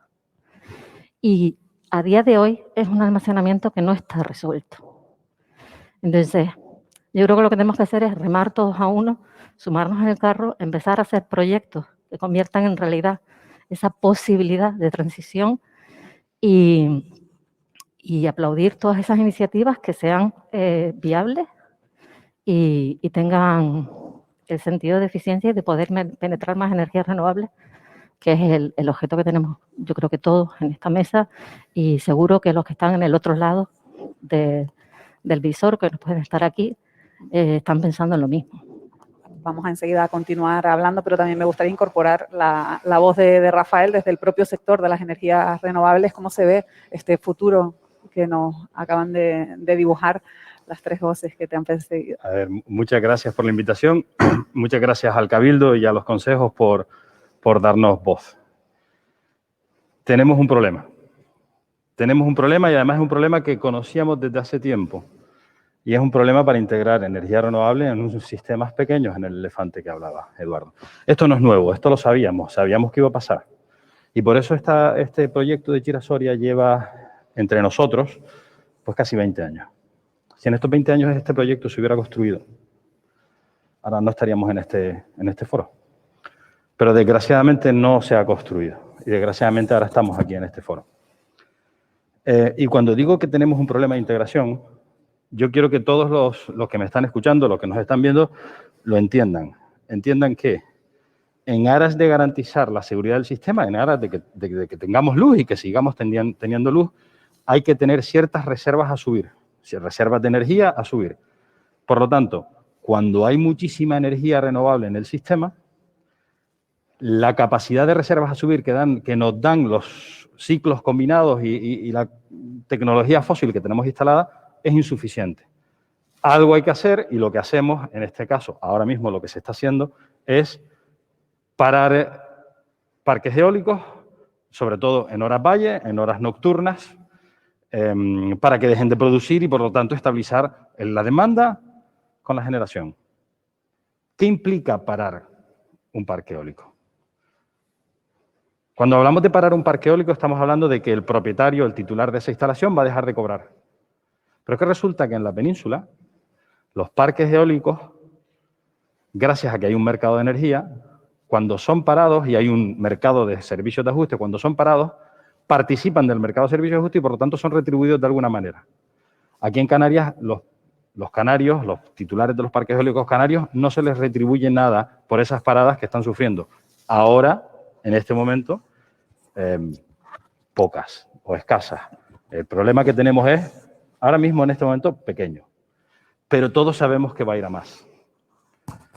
Por eso nosotros, desde la Asociación Eólica, siempre hemos promovido los almacenamientos, obviamente, como parte de la solución y para no desincentivar la instalación de más energía renovable. Si un titular de una instalación, de un proyecto, tiene que ir a buscar financiación y en el momento de buscar financiación existe una variable de incertidumbre que es no sé cuántas horas me van a limitar el parque y no sé cuántas horas voy a dejar de producir energía y, por lo tanto, voy a dejar de tener ingresos, eso afecta directamente a mi cuenta de resultados y eso afecta directamente a la bancabilidad o a la financiación de ese proyecto. Por lo tanto, estamos en un momento en el que la energía renovable, por decirlo de alguna manera, se fagocita a sí misma, se ataca a sí misma. Tenemos que solucionarlo y una forma de solucionarlo son los almacenamientos.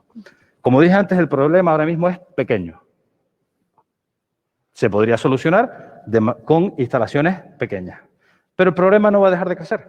El problema va a continuar creciendo a lo largo del tiempo y además de manera geométrica. Por lo tanto, en algún momento tendremos que implementar soluciones grandes. Y cuando hablo de problemas pequeños, me refiero específicamente a baterías. Me refiero a baterías de escasa potencia, nada comparables a lo que se está planteando aquí, que sean compatibles con Chira-Soria, que estén a servicio del operador del sistema y que den esa capacidad de evitar vertidos, pequeños vertidos, que es lo que está sucediendo ahora, a esos titulares de instalaciones. La tecnología existe, los promotores están dispuestos, solo falta una normativa, una regulación y una retribución razonable. Desde aquí nosotros lanzamos el guante a Red Eléctrica y lanzamos el guante también al Ministerio y al IDAE para que este tipo de instalaciones pequeñas se puedan implementar lo antes posible. Son necesarias de manera inmediata, son necesarias ya. A largo plazo, obviamente, estas instalaciones no serán la solución, solamente aportarán su granito de arena, pero los grandes almacenamientos y muchas otras infraestructuras van a ser necesarias, tanto los grandes almacenamientos, el hidrógeno que mencionaba Julieta, planificar la sustitución de los grupos térmicos existentes, cambiar o invertir, que es otro de los temas que también habrá que hacer en algún momento, invertir en las redes eléctricas de los sistemas canarios. Todo eso va a ser necesario. Los almacenamientos no serán lo único en lo que tengamos que trabajar, el vehículo eléctrico y tal. Todo eso va a ser necesario. Y dentro de los almacenamientos, probablemente para ese escenario 2040, 2050, probablemente es que Chira-Soria no sea suficiente. Probablemente hacen falta 4 o 5 Chira-Sorias en el formato que tú le quieras dar, pero probablemente hagan falta. Y un poco por terminar mi introducción, yo me he llevado una grandísima, grata sorpresa al conocer que una parte importante del proyecto de Chira-Soria, que es la desaladora, y entiendo que el bombeo hasta el vaso más cercano, ya está en licitación. Y me he llevado una grandísima sorpresa porque esa desaladora, que creo que son de 5.000 metros cúbicos, tendrá un consumo de aproximadamente 1 megavatio hora, pues ella sola por sí misma y a su manera pequeñita va a ser capaz de integrar 1 megavatio más de energías renovables en el sistema en las horas valles, en las horas que tenemos la dificultad para la penetración de las energías renovables. Y ahora yo lanzo un pensamiento al aire. Todos conocemos la economía de escala y todos sabemos que una desaladora de 5.000 metros cúbicos vale 10, una desaladora de 15.000 metros cúbicos no vale 30, vale 24.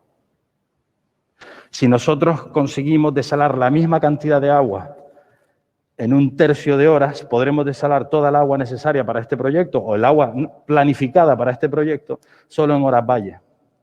Con los ahorros a nivel de costes de energía y costes de términos de potencia que eso conlleva. Ese sobrecoste inicial de la construcción en algún momento se amortiza vía ahorros y posteriormente vas a tener una desaladora que va a producir siempre agua barata. Siempre agua barata. Y encima vamos a tener la derivada indirecta de que ese megavatio se va a convertir en 3 y ella sola, esa desaladora, sin hacer bombeos y sin perder energía en bombear o en almacenar en una batería y volver a sacar la energía, ella sola va a permitir la integración de materia renovable porque va a aplanar la curva de demanda. Estamos actuando directamente sobre la demanda y aumentando los momentos donde la demanda es baja y, por lo tanto, la penetración de energías renovables es dificultosa, que es en la demanda valle. Yo espero o supongo que este tipo de ideas locas que se le ocurren a cualquiera, bueno, pues se han planteado. Porque esto que yo acabo de decir, para una desaladora cualquiera, que podría ser la de Chira-Soria, yo creo que se podría plantear en muchas otras desaladoras. El 30% del consumo eléctrico de la isla de Gran Canaria es en desalación y, por lo tanto, incido en lo que yo dije antes, de que la solución a la transición del Plan Nacional no viene solo de un almacenamiento, sino viene de una multitud de cosas, una multitud de acciones, entre los que son los almacenamientos, las baterías, la modificación en los grupos térmicos existentes, la actuación en las desaladoras para intentar de alguna manera nivelar la demanda y que ese elefante no se nos caiga, etcétera, etcétera, etcétera. Yo creo que no sé si como inicio... quiere aprovechar para recoger ese pensamiento que lanzaba Rafael Eduardo. Bueno, pues me alegra profundamente que hayas apuntado otro beneficio, otra ventaja en materia de integración de energías renovables al proyecto Chira-Soria que no hayamos comentado en nuestra presentación. Es una más de las ventajas y es uno más de los beneficios de Chira-Soria. Ahora mismo hay una estrategia de descarbonización a largo plazo, donde están planteando, el Ministerio está planteando todas estas cuestiones y está sometido a consulta pública y a participación y cada uno puede hacer sus sugerencias de planteamiento de esta estrategia. Lo que está claro es que el reto de la descarbonización es un reto colosal. Lo que estamos planteando en 2026 es, en el sistema eléctrico, pasar del 16 actual al 51%. Y es un paso de gigante por la complejidad técnica que tiene y por la necesidad de herramientas como Chira-Soria. Ir más allá implica medidas adicionales multidisciplinar en muchos campos. Y lo cierto es que es un reto tan colosal que no estamos en disposición de renunciar a nada. Todo cuenta, todo suma, todo aporta.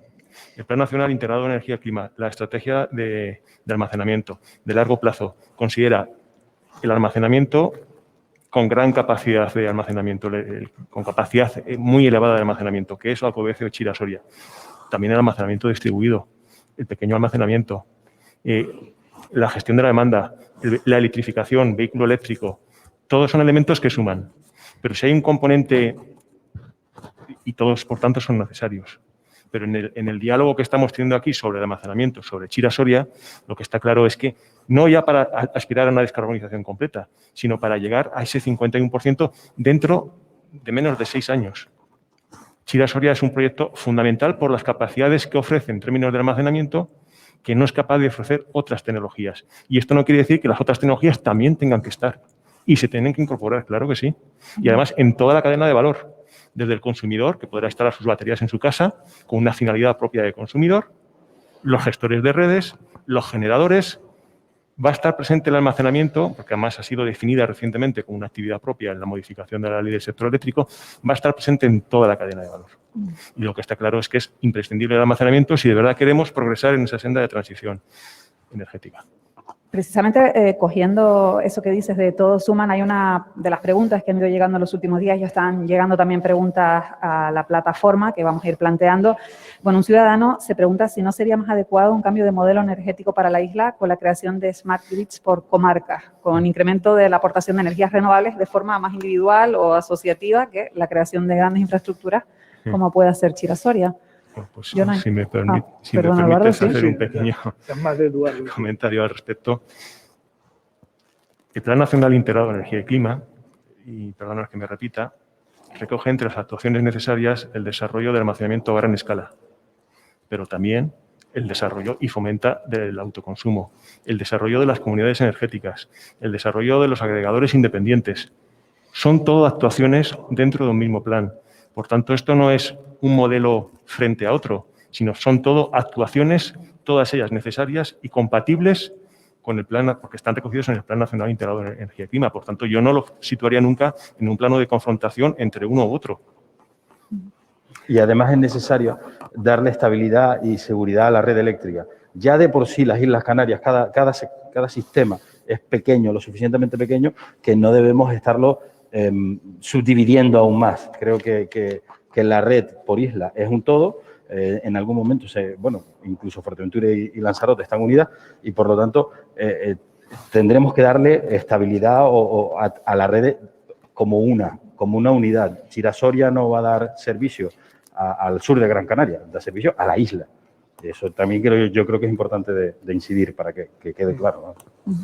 Vamos con más preguntas, si les parece.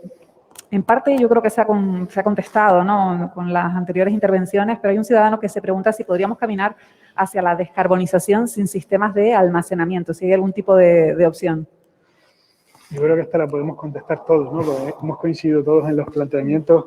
¿Realmente podemos caminar hacia descarbonización sin almacenamiento? Pues yo creo que es evidente que no.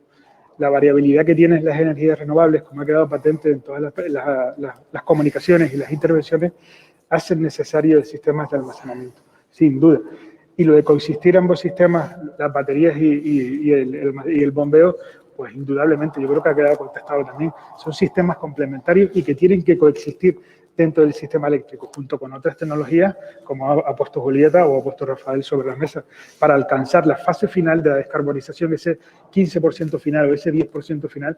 Estamos hablando de otras tecnologías de almacenamiento que igual ni siquiera somos capaces de llegar a entender todavía.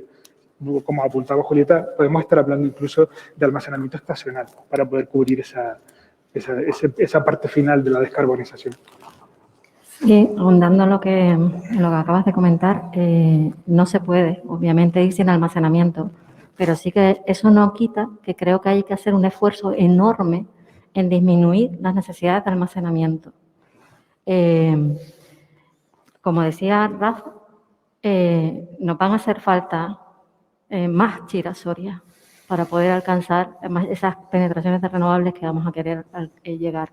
Nos van a hacer falta otros sistemas de almacenamiento, pero todo lo que podamos hacer en intentar aplanar la curva de demanda, en hacer gestión de la demanda, de tal forma que esas necesidades de producción, demanda y los desajustes se acoplen, serán las mejores inversiones que podemos hacer.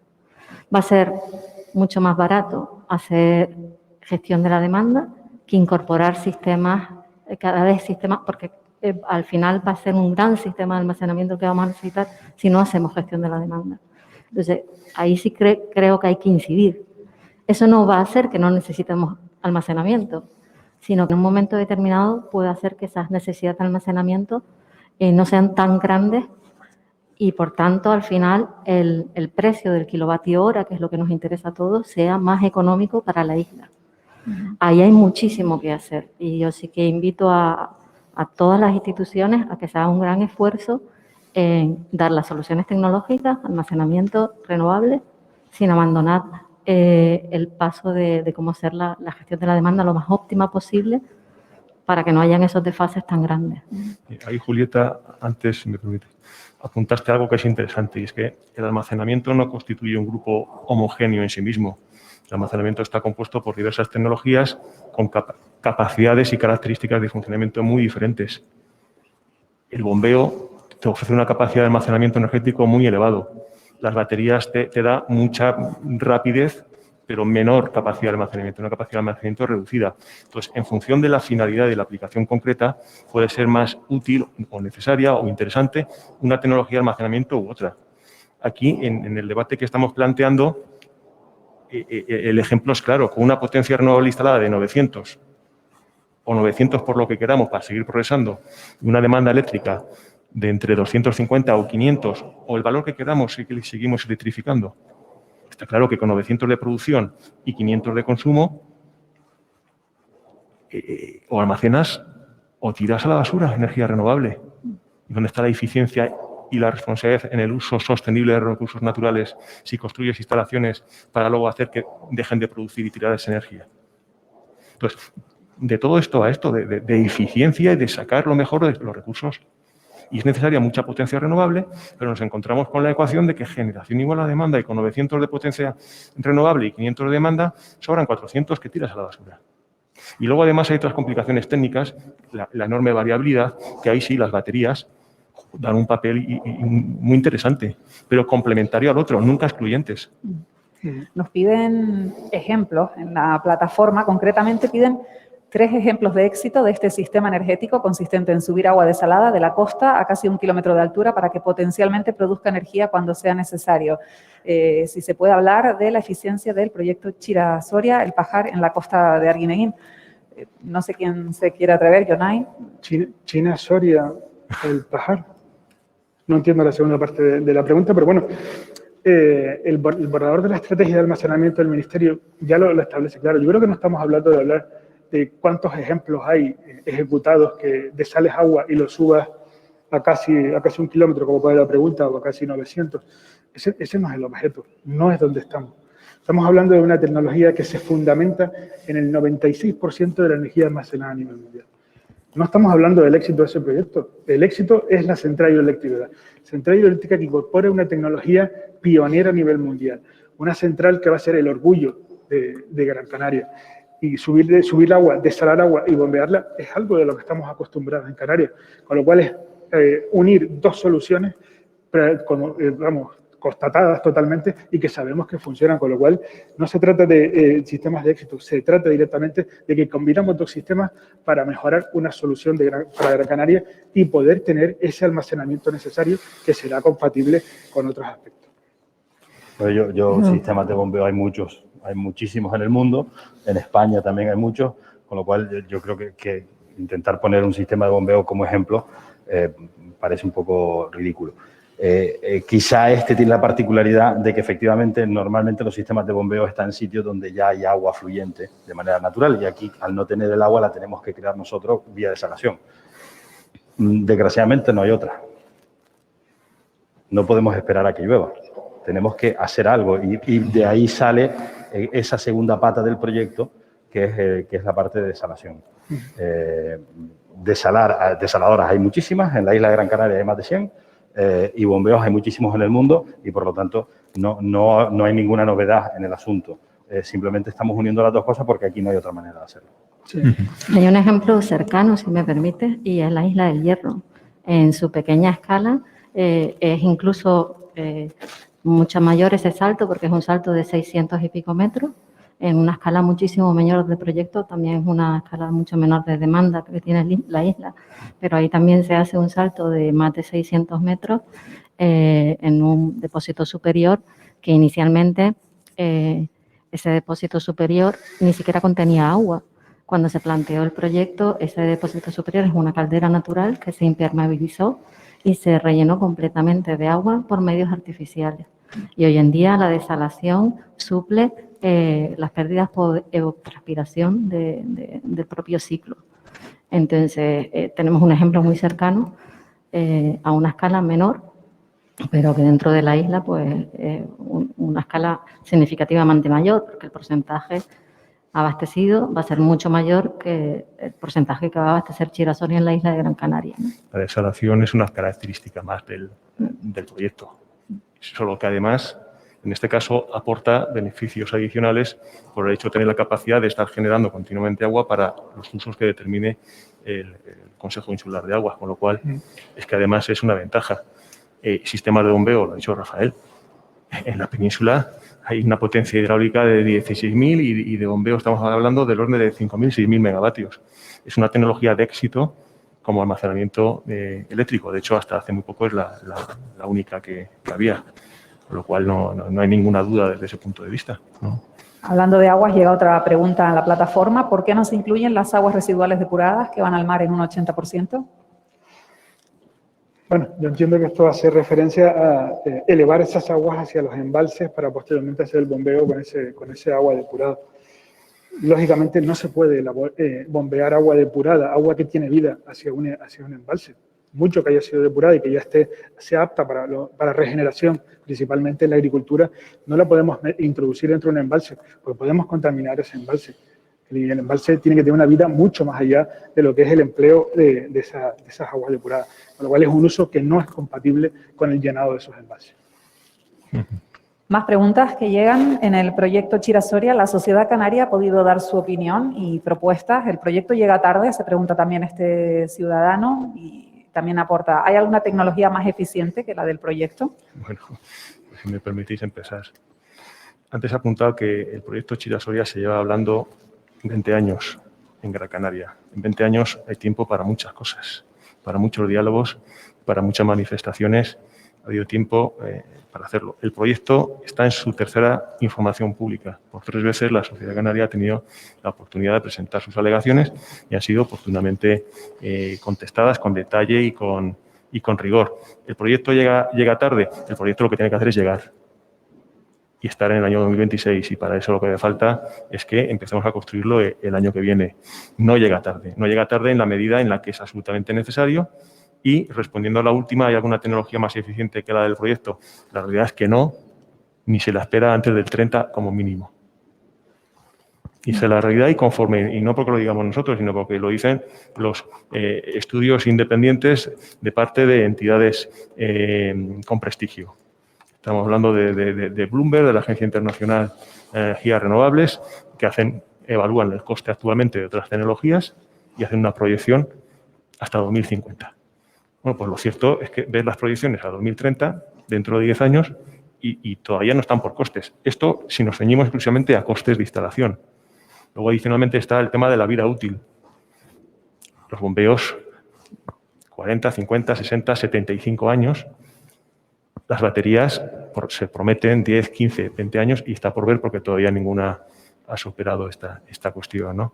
Las baterías tienen una cuestión con los materiales, el litio, el cromo, el vanadio, el cobalto, que vienen de ciertos países en ciertas condiciones, y en España no está superada todavía la cuestión de la segunda vida. Es decir, no tenemos capacidad de tratamiento de esos metales todavía. La huella de carbono, en fin, hay una serie de cosas que hacen que no sean alternativa al bombeo, sin perjuicio de que las baterías, como he dicho antes, tienen que complementar y son herramientas que tienen que instalarse en los sistemas desde ya también, desde ya. A mí me gustaría complementar el apunte de Eduardo con que estos años que han transcurrido en esta información pública no han pasado en balde. El corazón electrónico de Chira-Soria, esa capacidad de funcionamiento, de integración renovable, incluso en modo bomba, desde menos 220 hasta 220, es un hito tecnológico a nivel mundial. La central cada vez se aproxima más a las necesidades de un sistema como es el sistema eléctrico singular de Gran Canaria. Creo que no, la pregunta quizás la podíamos plantear. ¿Llega tarde? No. La respuesta es, hubiera estado bien que ya estuviera. Sin duda. Claro. Esa es la respuesta realmente. Ahora, la realidad es la que es y no llega tarde y cuanto antes llegue mejor, porque la situación, como se han comentado todos los ponentes y como sobre todo Rafa, va a ir a peor. Cada vez vamos a tener más renovables y más vertidos y no tenemos sistemas de almacenamiento. A mí me gustaría hacer una pequeña reflexión un poco sobre esa pregunta muy genérica de si la eficiencia podía ser mejor. Y yo lo ligo mucho con, totalmente de acuerdo con lo que ha dicho Eduardo, ¿no? En la actualidad desde un punto de vista tecnológico, pero voy a ir un poquito más allá. Y desde un punto de vista medioambiental, que yo creo que a todos nos tiene que preocupar muchísimo, ¿no? Y entonces, cuando haces un análisis del ciclo de vida, hay varios estudios científicos hechos sobre análisis de ciclo de vida de distintos tipos de almacenamiento, al final llegas a conclusiones muy claras.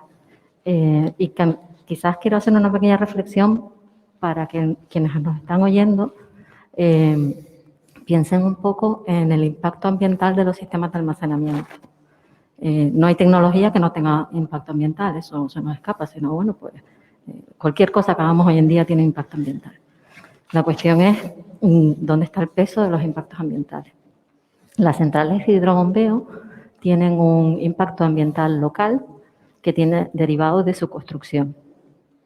Y eso es un poco lo que se valora cuando se han hecho los proyectos por parte del Cabildo y se ven las distintas opciones de cómo reducir al mínimo ese impacto ambiental, que creo que todos tenemos que estar en esa línea de que eso sea lo menor posible.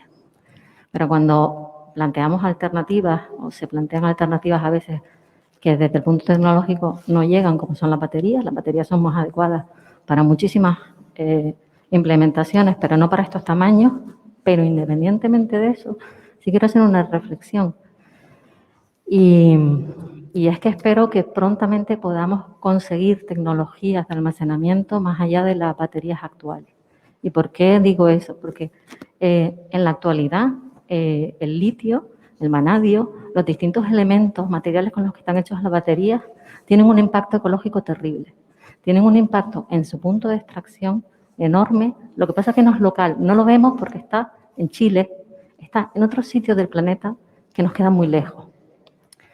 Pero no solamente eso, sino que después, 8, 10 años, 12 años más tarde, tenemos que cambiar esa batería. Con lo cual perpetuamos ese impacto y nos hace tecnológicamente dependientes del exterior, porque nosotros aquí no tenemos material para hacer baterías, ni lo vamos a tener nunca. No solamente eso, sino quiere decir que dentro de 10 años, pues me he comprado una casa y la hipoteca dentro de 10 años vuelve a empezar. Dentro de 10 años tengo que volver a hacer la inversión en baterías. Pero no termino ahí. Una vez he superado ese primer ciclo de baterías, las he desechado porque se han estropeado. Cuando hablamos del análisis del ciclo de vida, tiene muy mala reciclabilidad, que se hace con esos elementos de la batería. En la actualidad es un problema medioambiental. Entonces, me gustaría hacer esta reflexión porque creo que el problema medioambiental lo tenemos que ver en la perspectiva global, no solamente en lo que nos afecta desde un punto de vista muy local, sino cuál es el efecto de las tecnologías que estamos utilizando desde un punto de vista global, que creo que es el que tenemos que hacer si nos preocupamos por el medio ambiente. Una observación muy interesante la que apuntas, porque además la cuestión medioambiental también está bastante presente en las preguntas que han ido llegando a la plataforma. Hay varios ciudadanos que se preguntan cuál va a ser el impacto de la obra de la central hidroeléctrica, cuál va a ser sobre todo sobre la reserva de la biosfera de Gran Canaria. Si me lo permiten, me gustaría hacer una reflexión sobre los objetivos de la reserva de la biosfera. El objetivo principal de la reserva de la biosfera es promover e impulsar la integración de forma armonizada entre humanos y naturaleza para el desarrollo sostenible? Yo creo que queda contestado, ¿no? Este proyecto es desarrollo sostenible. Este proyecto es necesario ejecutarlo. Este proyecto va alineado con el objetivo principal de la reserva de la biosfera. Rafael, ¿quieres aportar alguna reflexión? A ver, desgraciadamente, ya lo dijo Violeta, todas las actuaciones que hacemos los humanos hoy en día tienen un impacto medioambiental y no lo vamos a poder evitar. Simplemente los tenemos que evaluar en su justa medida y encaminar. A mí me gustaría también hacer una reflexión más allá de la parte medioambiental, que cualquier cosa que hagamos, hasta un parque eólico tiene un impacto medioambiental, en el reciclaje posterior de ese parque eólico, de esas palas y de los componentes que lo componen. Creo que también es muy importante la parte económica, en el sentido de todas las actuaciones que son necesarias para la transición, según el Plan Nacional de Integración de Energía y Medio Ambiente, tienen que estar fundamentadas en unos costes sostenibles. De nada nos vale pensar siempre en el medio ambiente si luego nos entramos en un déficit de tarifa como hemos tenido en el pasado que no tiene sentido. Por lo tanto, todas las acciones, y además esto estaba en la presentación de Eduardo, todas las acciones que hagamos en los sistemas eléctricos canarios, sean almacenamientos o de cualquier otro tipo, tienen que tener una base de que sean razonablemente, o sea, que tengan una economía razonable. No me vale una transición ecológica, una transición energética, perdón, basada en un déficit de tarifa descomunal que las generaciones futuras no sean capaces de afrontar. Eso no lo podemos asumir de ninguna de las maneras. Por lo tanto, hay que buscar el equilibrio en cada una de estas acciones, ya sean baterías, ya sean bombeos, ya sean... Cada una de estas acciones tienen que tener una base económica que la sustente. Y por eso se están instalando todos los parques eólicos y por eso se están instalando todas las plantas fotovoltaicas, porque económicamente tienen sentido. Ahora estamos en esa otra parte de que económicamente tenga sentido hacer los almacenamientos. Esto va en línea de lo que trataba de exponer en una de las transparencias, ¿no? Todas las actuaciones que se acometan tienen que analizarse desde la perspectiva de lo que aporta la seguridad de suministro, lo que aporta la sostenibilidad y lo que aporta la eficiencia económica. Y particularmente en lo que concierne a mi empresa, Red Eléctrica solo puede hacer lo que le indica la administración competente que haga y no puede hacer nada que no le indique la administración competente que haga. Y particularmente las actuaciones que nosotros proponemos, por ejemplo, en términos de la planificación o en términos de bombeos, están sujetas a lo que se denomina un análisis coste-beneficio, en el que donde se compara el coste de la actuación con el beneficio para el consumidor, para el ciudadano último. Y cuando ese resultado es positivo, el regulador se plantea incorporarlo. Si sale negativo, es una actuación que en principio se desecha. Y se desecha siempre, salvo que, en fin, estuviéramos en un escenario en el que, oye, si de verdad queremos avanzar por la senda de transición energética y esto tiene un coste, pues habrá que soportarlo. No, pero no es el caso. Chira-Soria tiene un CBA claramente positivo para el ciudadano y por eso se hace. Vamos con más cuestiones que van llegando. Partiendo del posible aumento de la demanda futura y con el objetivo de superar ese 51% de penetración de las renovables mediante su almacenamiento, ¿se ha planteado la posibilidad de ampliar la instalación a otras presas? Esta persona se pregunta, ¿tal vez las niñas Soria? Sí, bueno, esto es una realidad. Esto parte del documento de licitación, cuando se licitó la concesión administrativa para desarrollar el bombeo, pero no solo eso.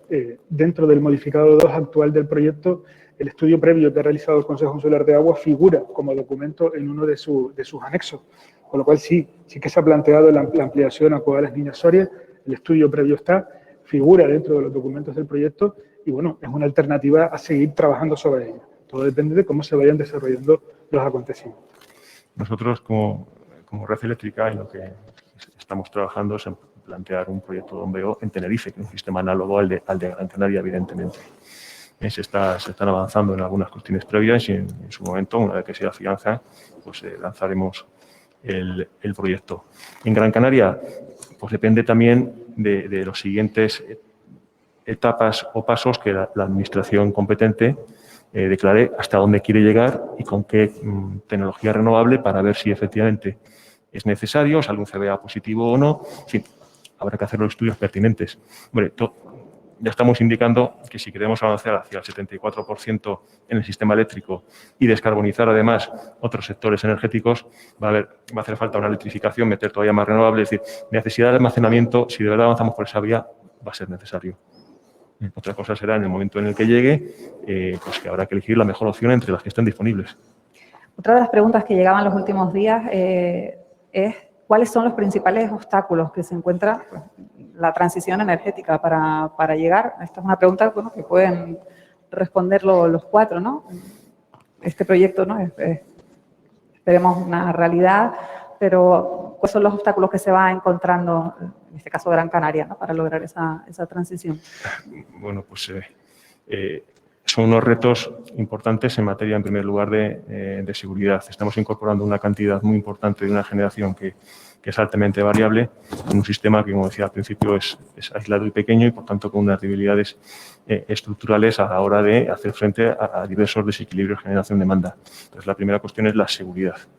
Una vez que la seguridad está cubierta, maximizamos la penetración de energías renovables y nos encontramos con todos los retos que he tratado de exponer en la presentación. Para poder aspirar a una penetración muy elevada de energías renovables en la cobertura anual de la demanda, lo que hay que hacer es dotar al sistema eléctrico de flexibilidad. Y hay distintas alternativas, pero una básica y fundamental es el almacenamiento. Entre otras cosas también porque lo que hace es ganar eficiencia en el uso de los recursos naturales. Yo se lo resumiría en tres. El reto tecnológico, pues hay tecnología ahora que antes no existía, habrá tecnología mañana que hoy no existe y, por lo tanto, es un avance constante e indefinido. El reto económico, pues porque obviamente todos estos proyectos estamos hablando de una magnitud económica importante, pero yo no dejaría valorar el último reto, que es el reto humano. Porque quieras que no, todas estas transiciones tienen un componente humano que de alguna manera también tiene que ser entendido o tiene que ser afrontado. Y quizá por eso se hace este foro hoy en día, ¿vale? En ese reto humano ha habido esas tres exposiciones, en ese reto humano aparece una plataforma, en ese reto humano pues hay unos debates sobre cómo debe ser esta transición o si este proyecto debe ser o no debe ser, y no deja de ser una parte importante, pero tiene que ser solo una parte. Mientras la tecnología esté y la economía o la eficiencia económica de positivo, los proyectos tienen que andar. Todos los proyectos tienen que andar.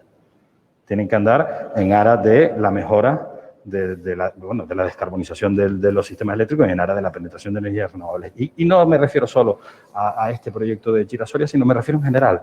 Tenemos un problema también en la isla de Gran Canaria con el aeropuerto, que no permite la renovación o la repotenciación de muchos parques eólicos en el sur de la isla, en el sureste de la isla de Gran Canaria, por un tema tecnológico, que se podrían solucionar y de esa manera podríamos instalar muchísimas más renovables en tierra sin afectar nuevos territorios, utilizando los mismos espacios donde hasta ahora ha habido unos aerogeneradores que ya están obsoletos.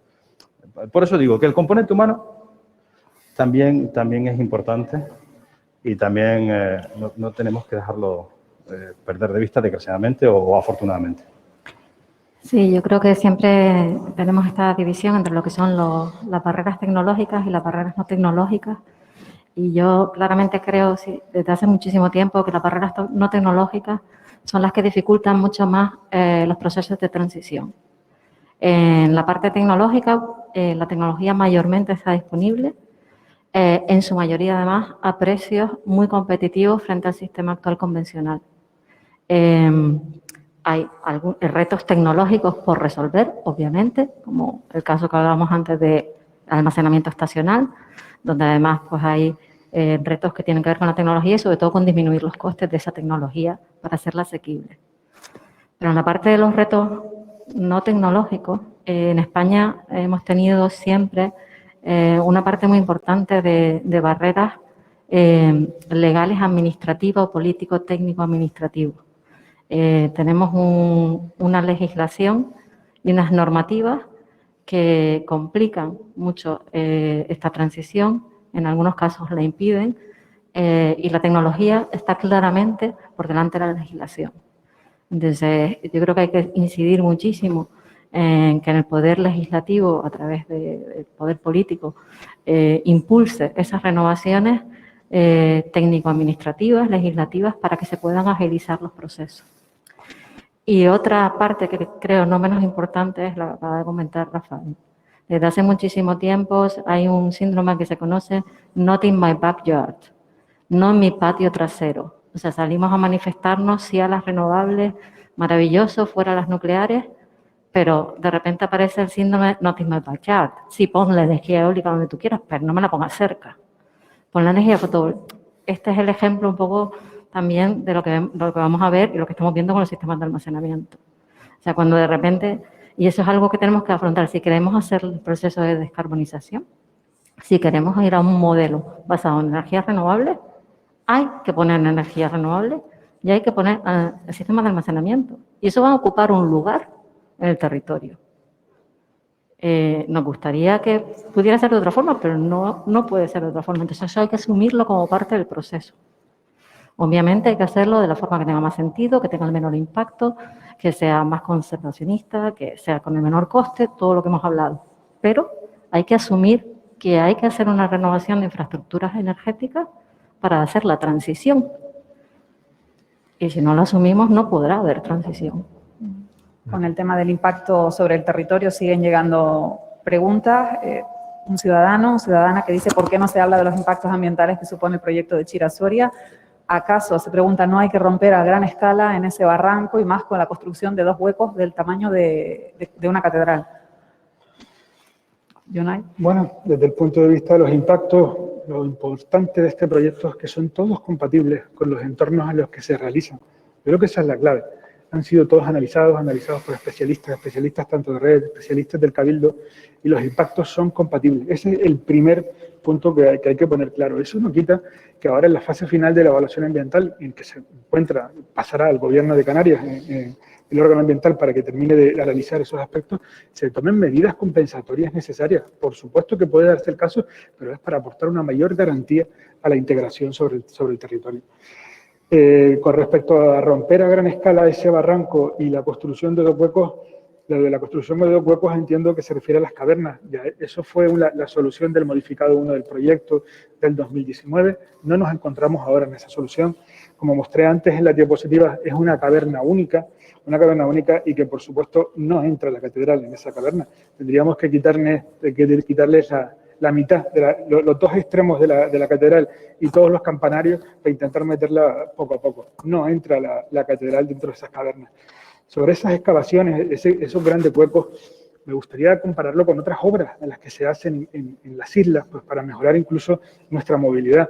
El volumen de excavación de las últimas autopistas, la autopista de Puerto Rico a Mogán, o la que actualmente se desarrolla entre el Risco y Agaete, movilizan el doble de material de lo que se va a movilizar con Chira-Soria.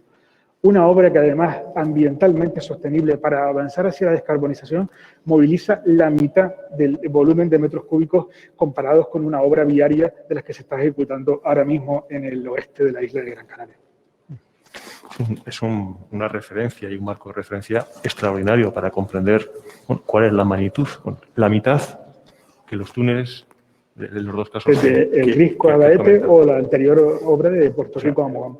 La mitad. Yo, por mi parte, lo que puedo es afirmar con rotundidad que el diseño del proyecto está optimizado desde el punto de vista de minimización de lo que es la afección al medio, y diría que se ha hecho con el máximo cuidado y con el máximo cariño.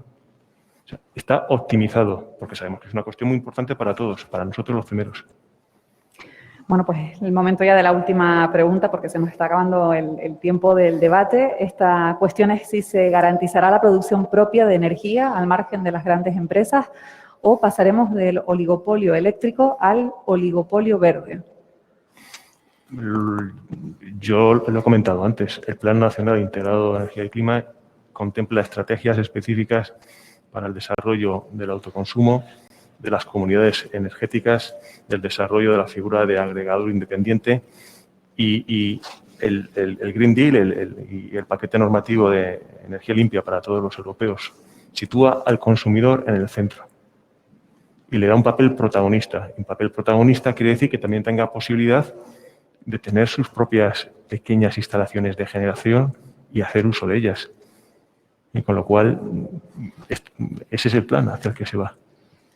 Nunca ha habido una normativa tan favorable para el autoconsumo doméstico como la que tenemos actualmente, desde que se modificó el Real Decreto 900 por la ministra Teresa Rivera. Actualmente todos los ciudadanos pueden participar de esta transición. Actualmente todos los ciudadanos pueden instalarse energía renovable en sus casas. Por lo tanto, es el momento de hacerlo. Y yo animo a que todos los ciudadanos participen de esto y además no se queden esperando a que grandes empresas hagan ciertas actuaciones o no ciertas acciones que son necesarias en cualquier caso. Sean partícipes del cambio y intenten, en la medida de lo posible, obviamente económicamente y con las circunstancias de cada uno, participar del autoconsumo, tanto a nivel doméstico como a nivel pyme. Yo creo que es otro de los ejes fundamentales, que no es este no era el foro específico para eso, pero me gustaría mencionarlo para que todos los ciudadanos participen y se instalen y participen de alguna manera, en la manera que puedan, con autoconsumo Asiente, doméstico. Julieta, no sé si quieres aprovechar para una última reflexión. Sí, me congratula esta pregunta y voy a hacer una reflexión un poquito más general. Yo espero que efectivamente no se pase al oligopolio eléctrico, del eléctrico al verde. Espero que esto sea una oportunidad para hacer una transición democrática de la energía. Pero voy a apuntar una cosa. No hay tecnologías. Las tecnologías son asépticas desde el punto de vista de quién es su propietario.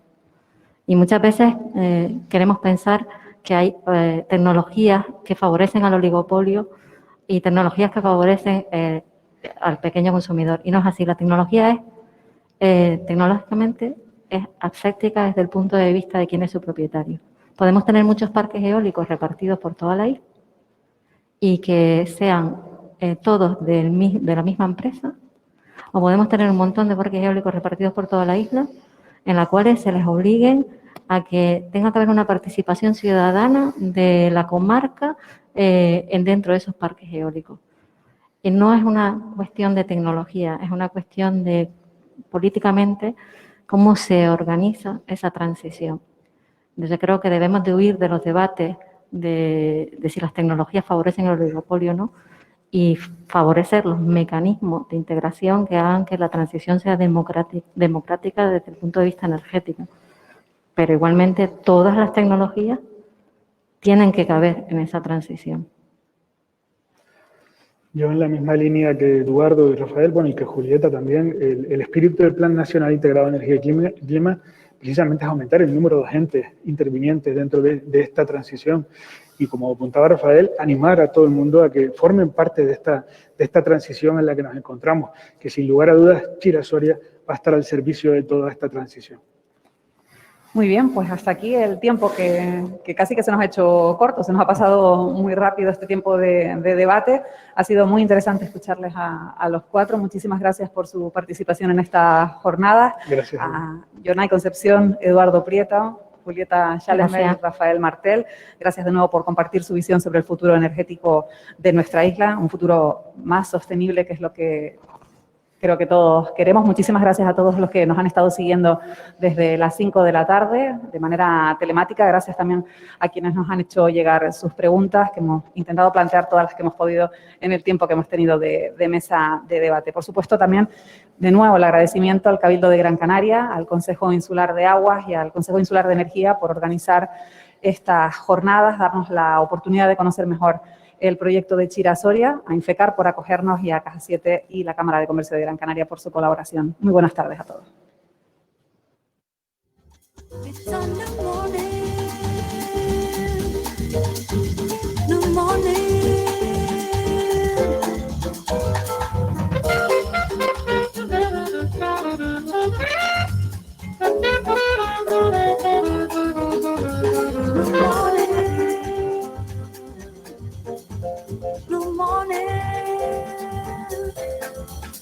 Sunday morning.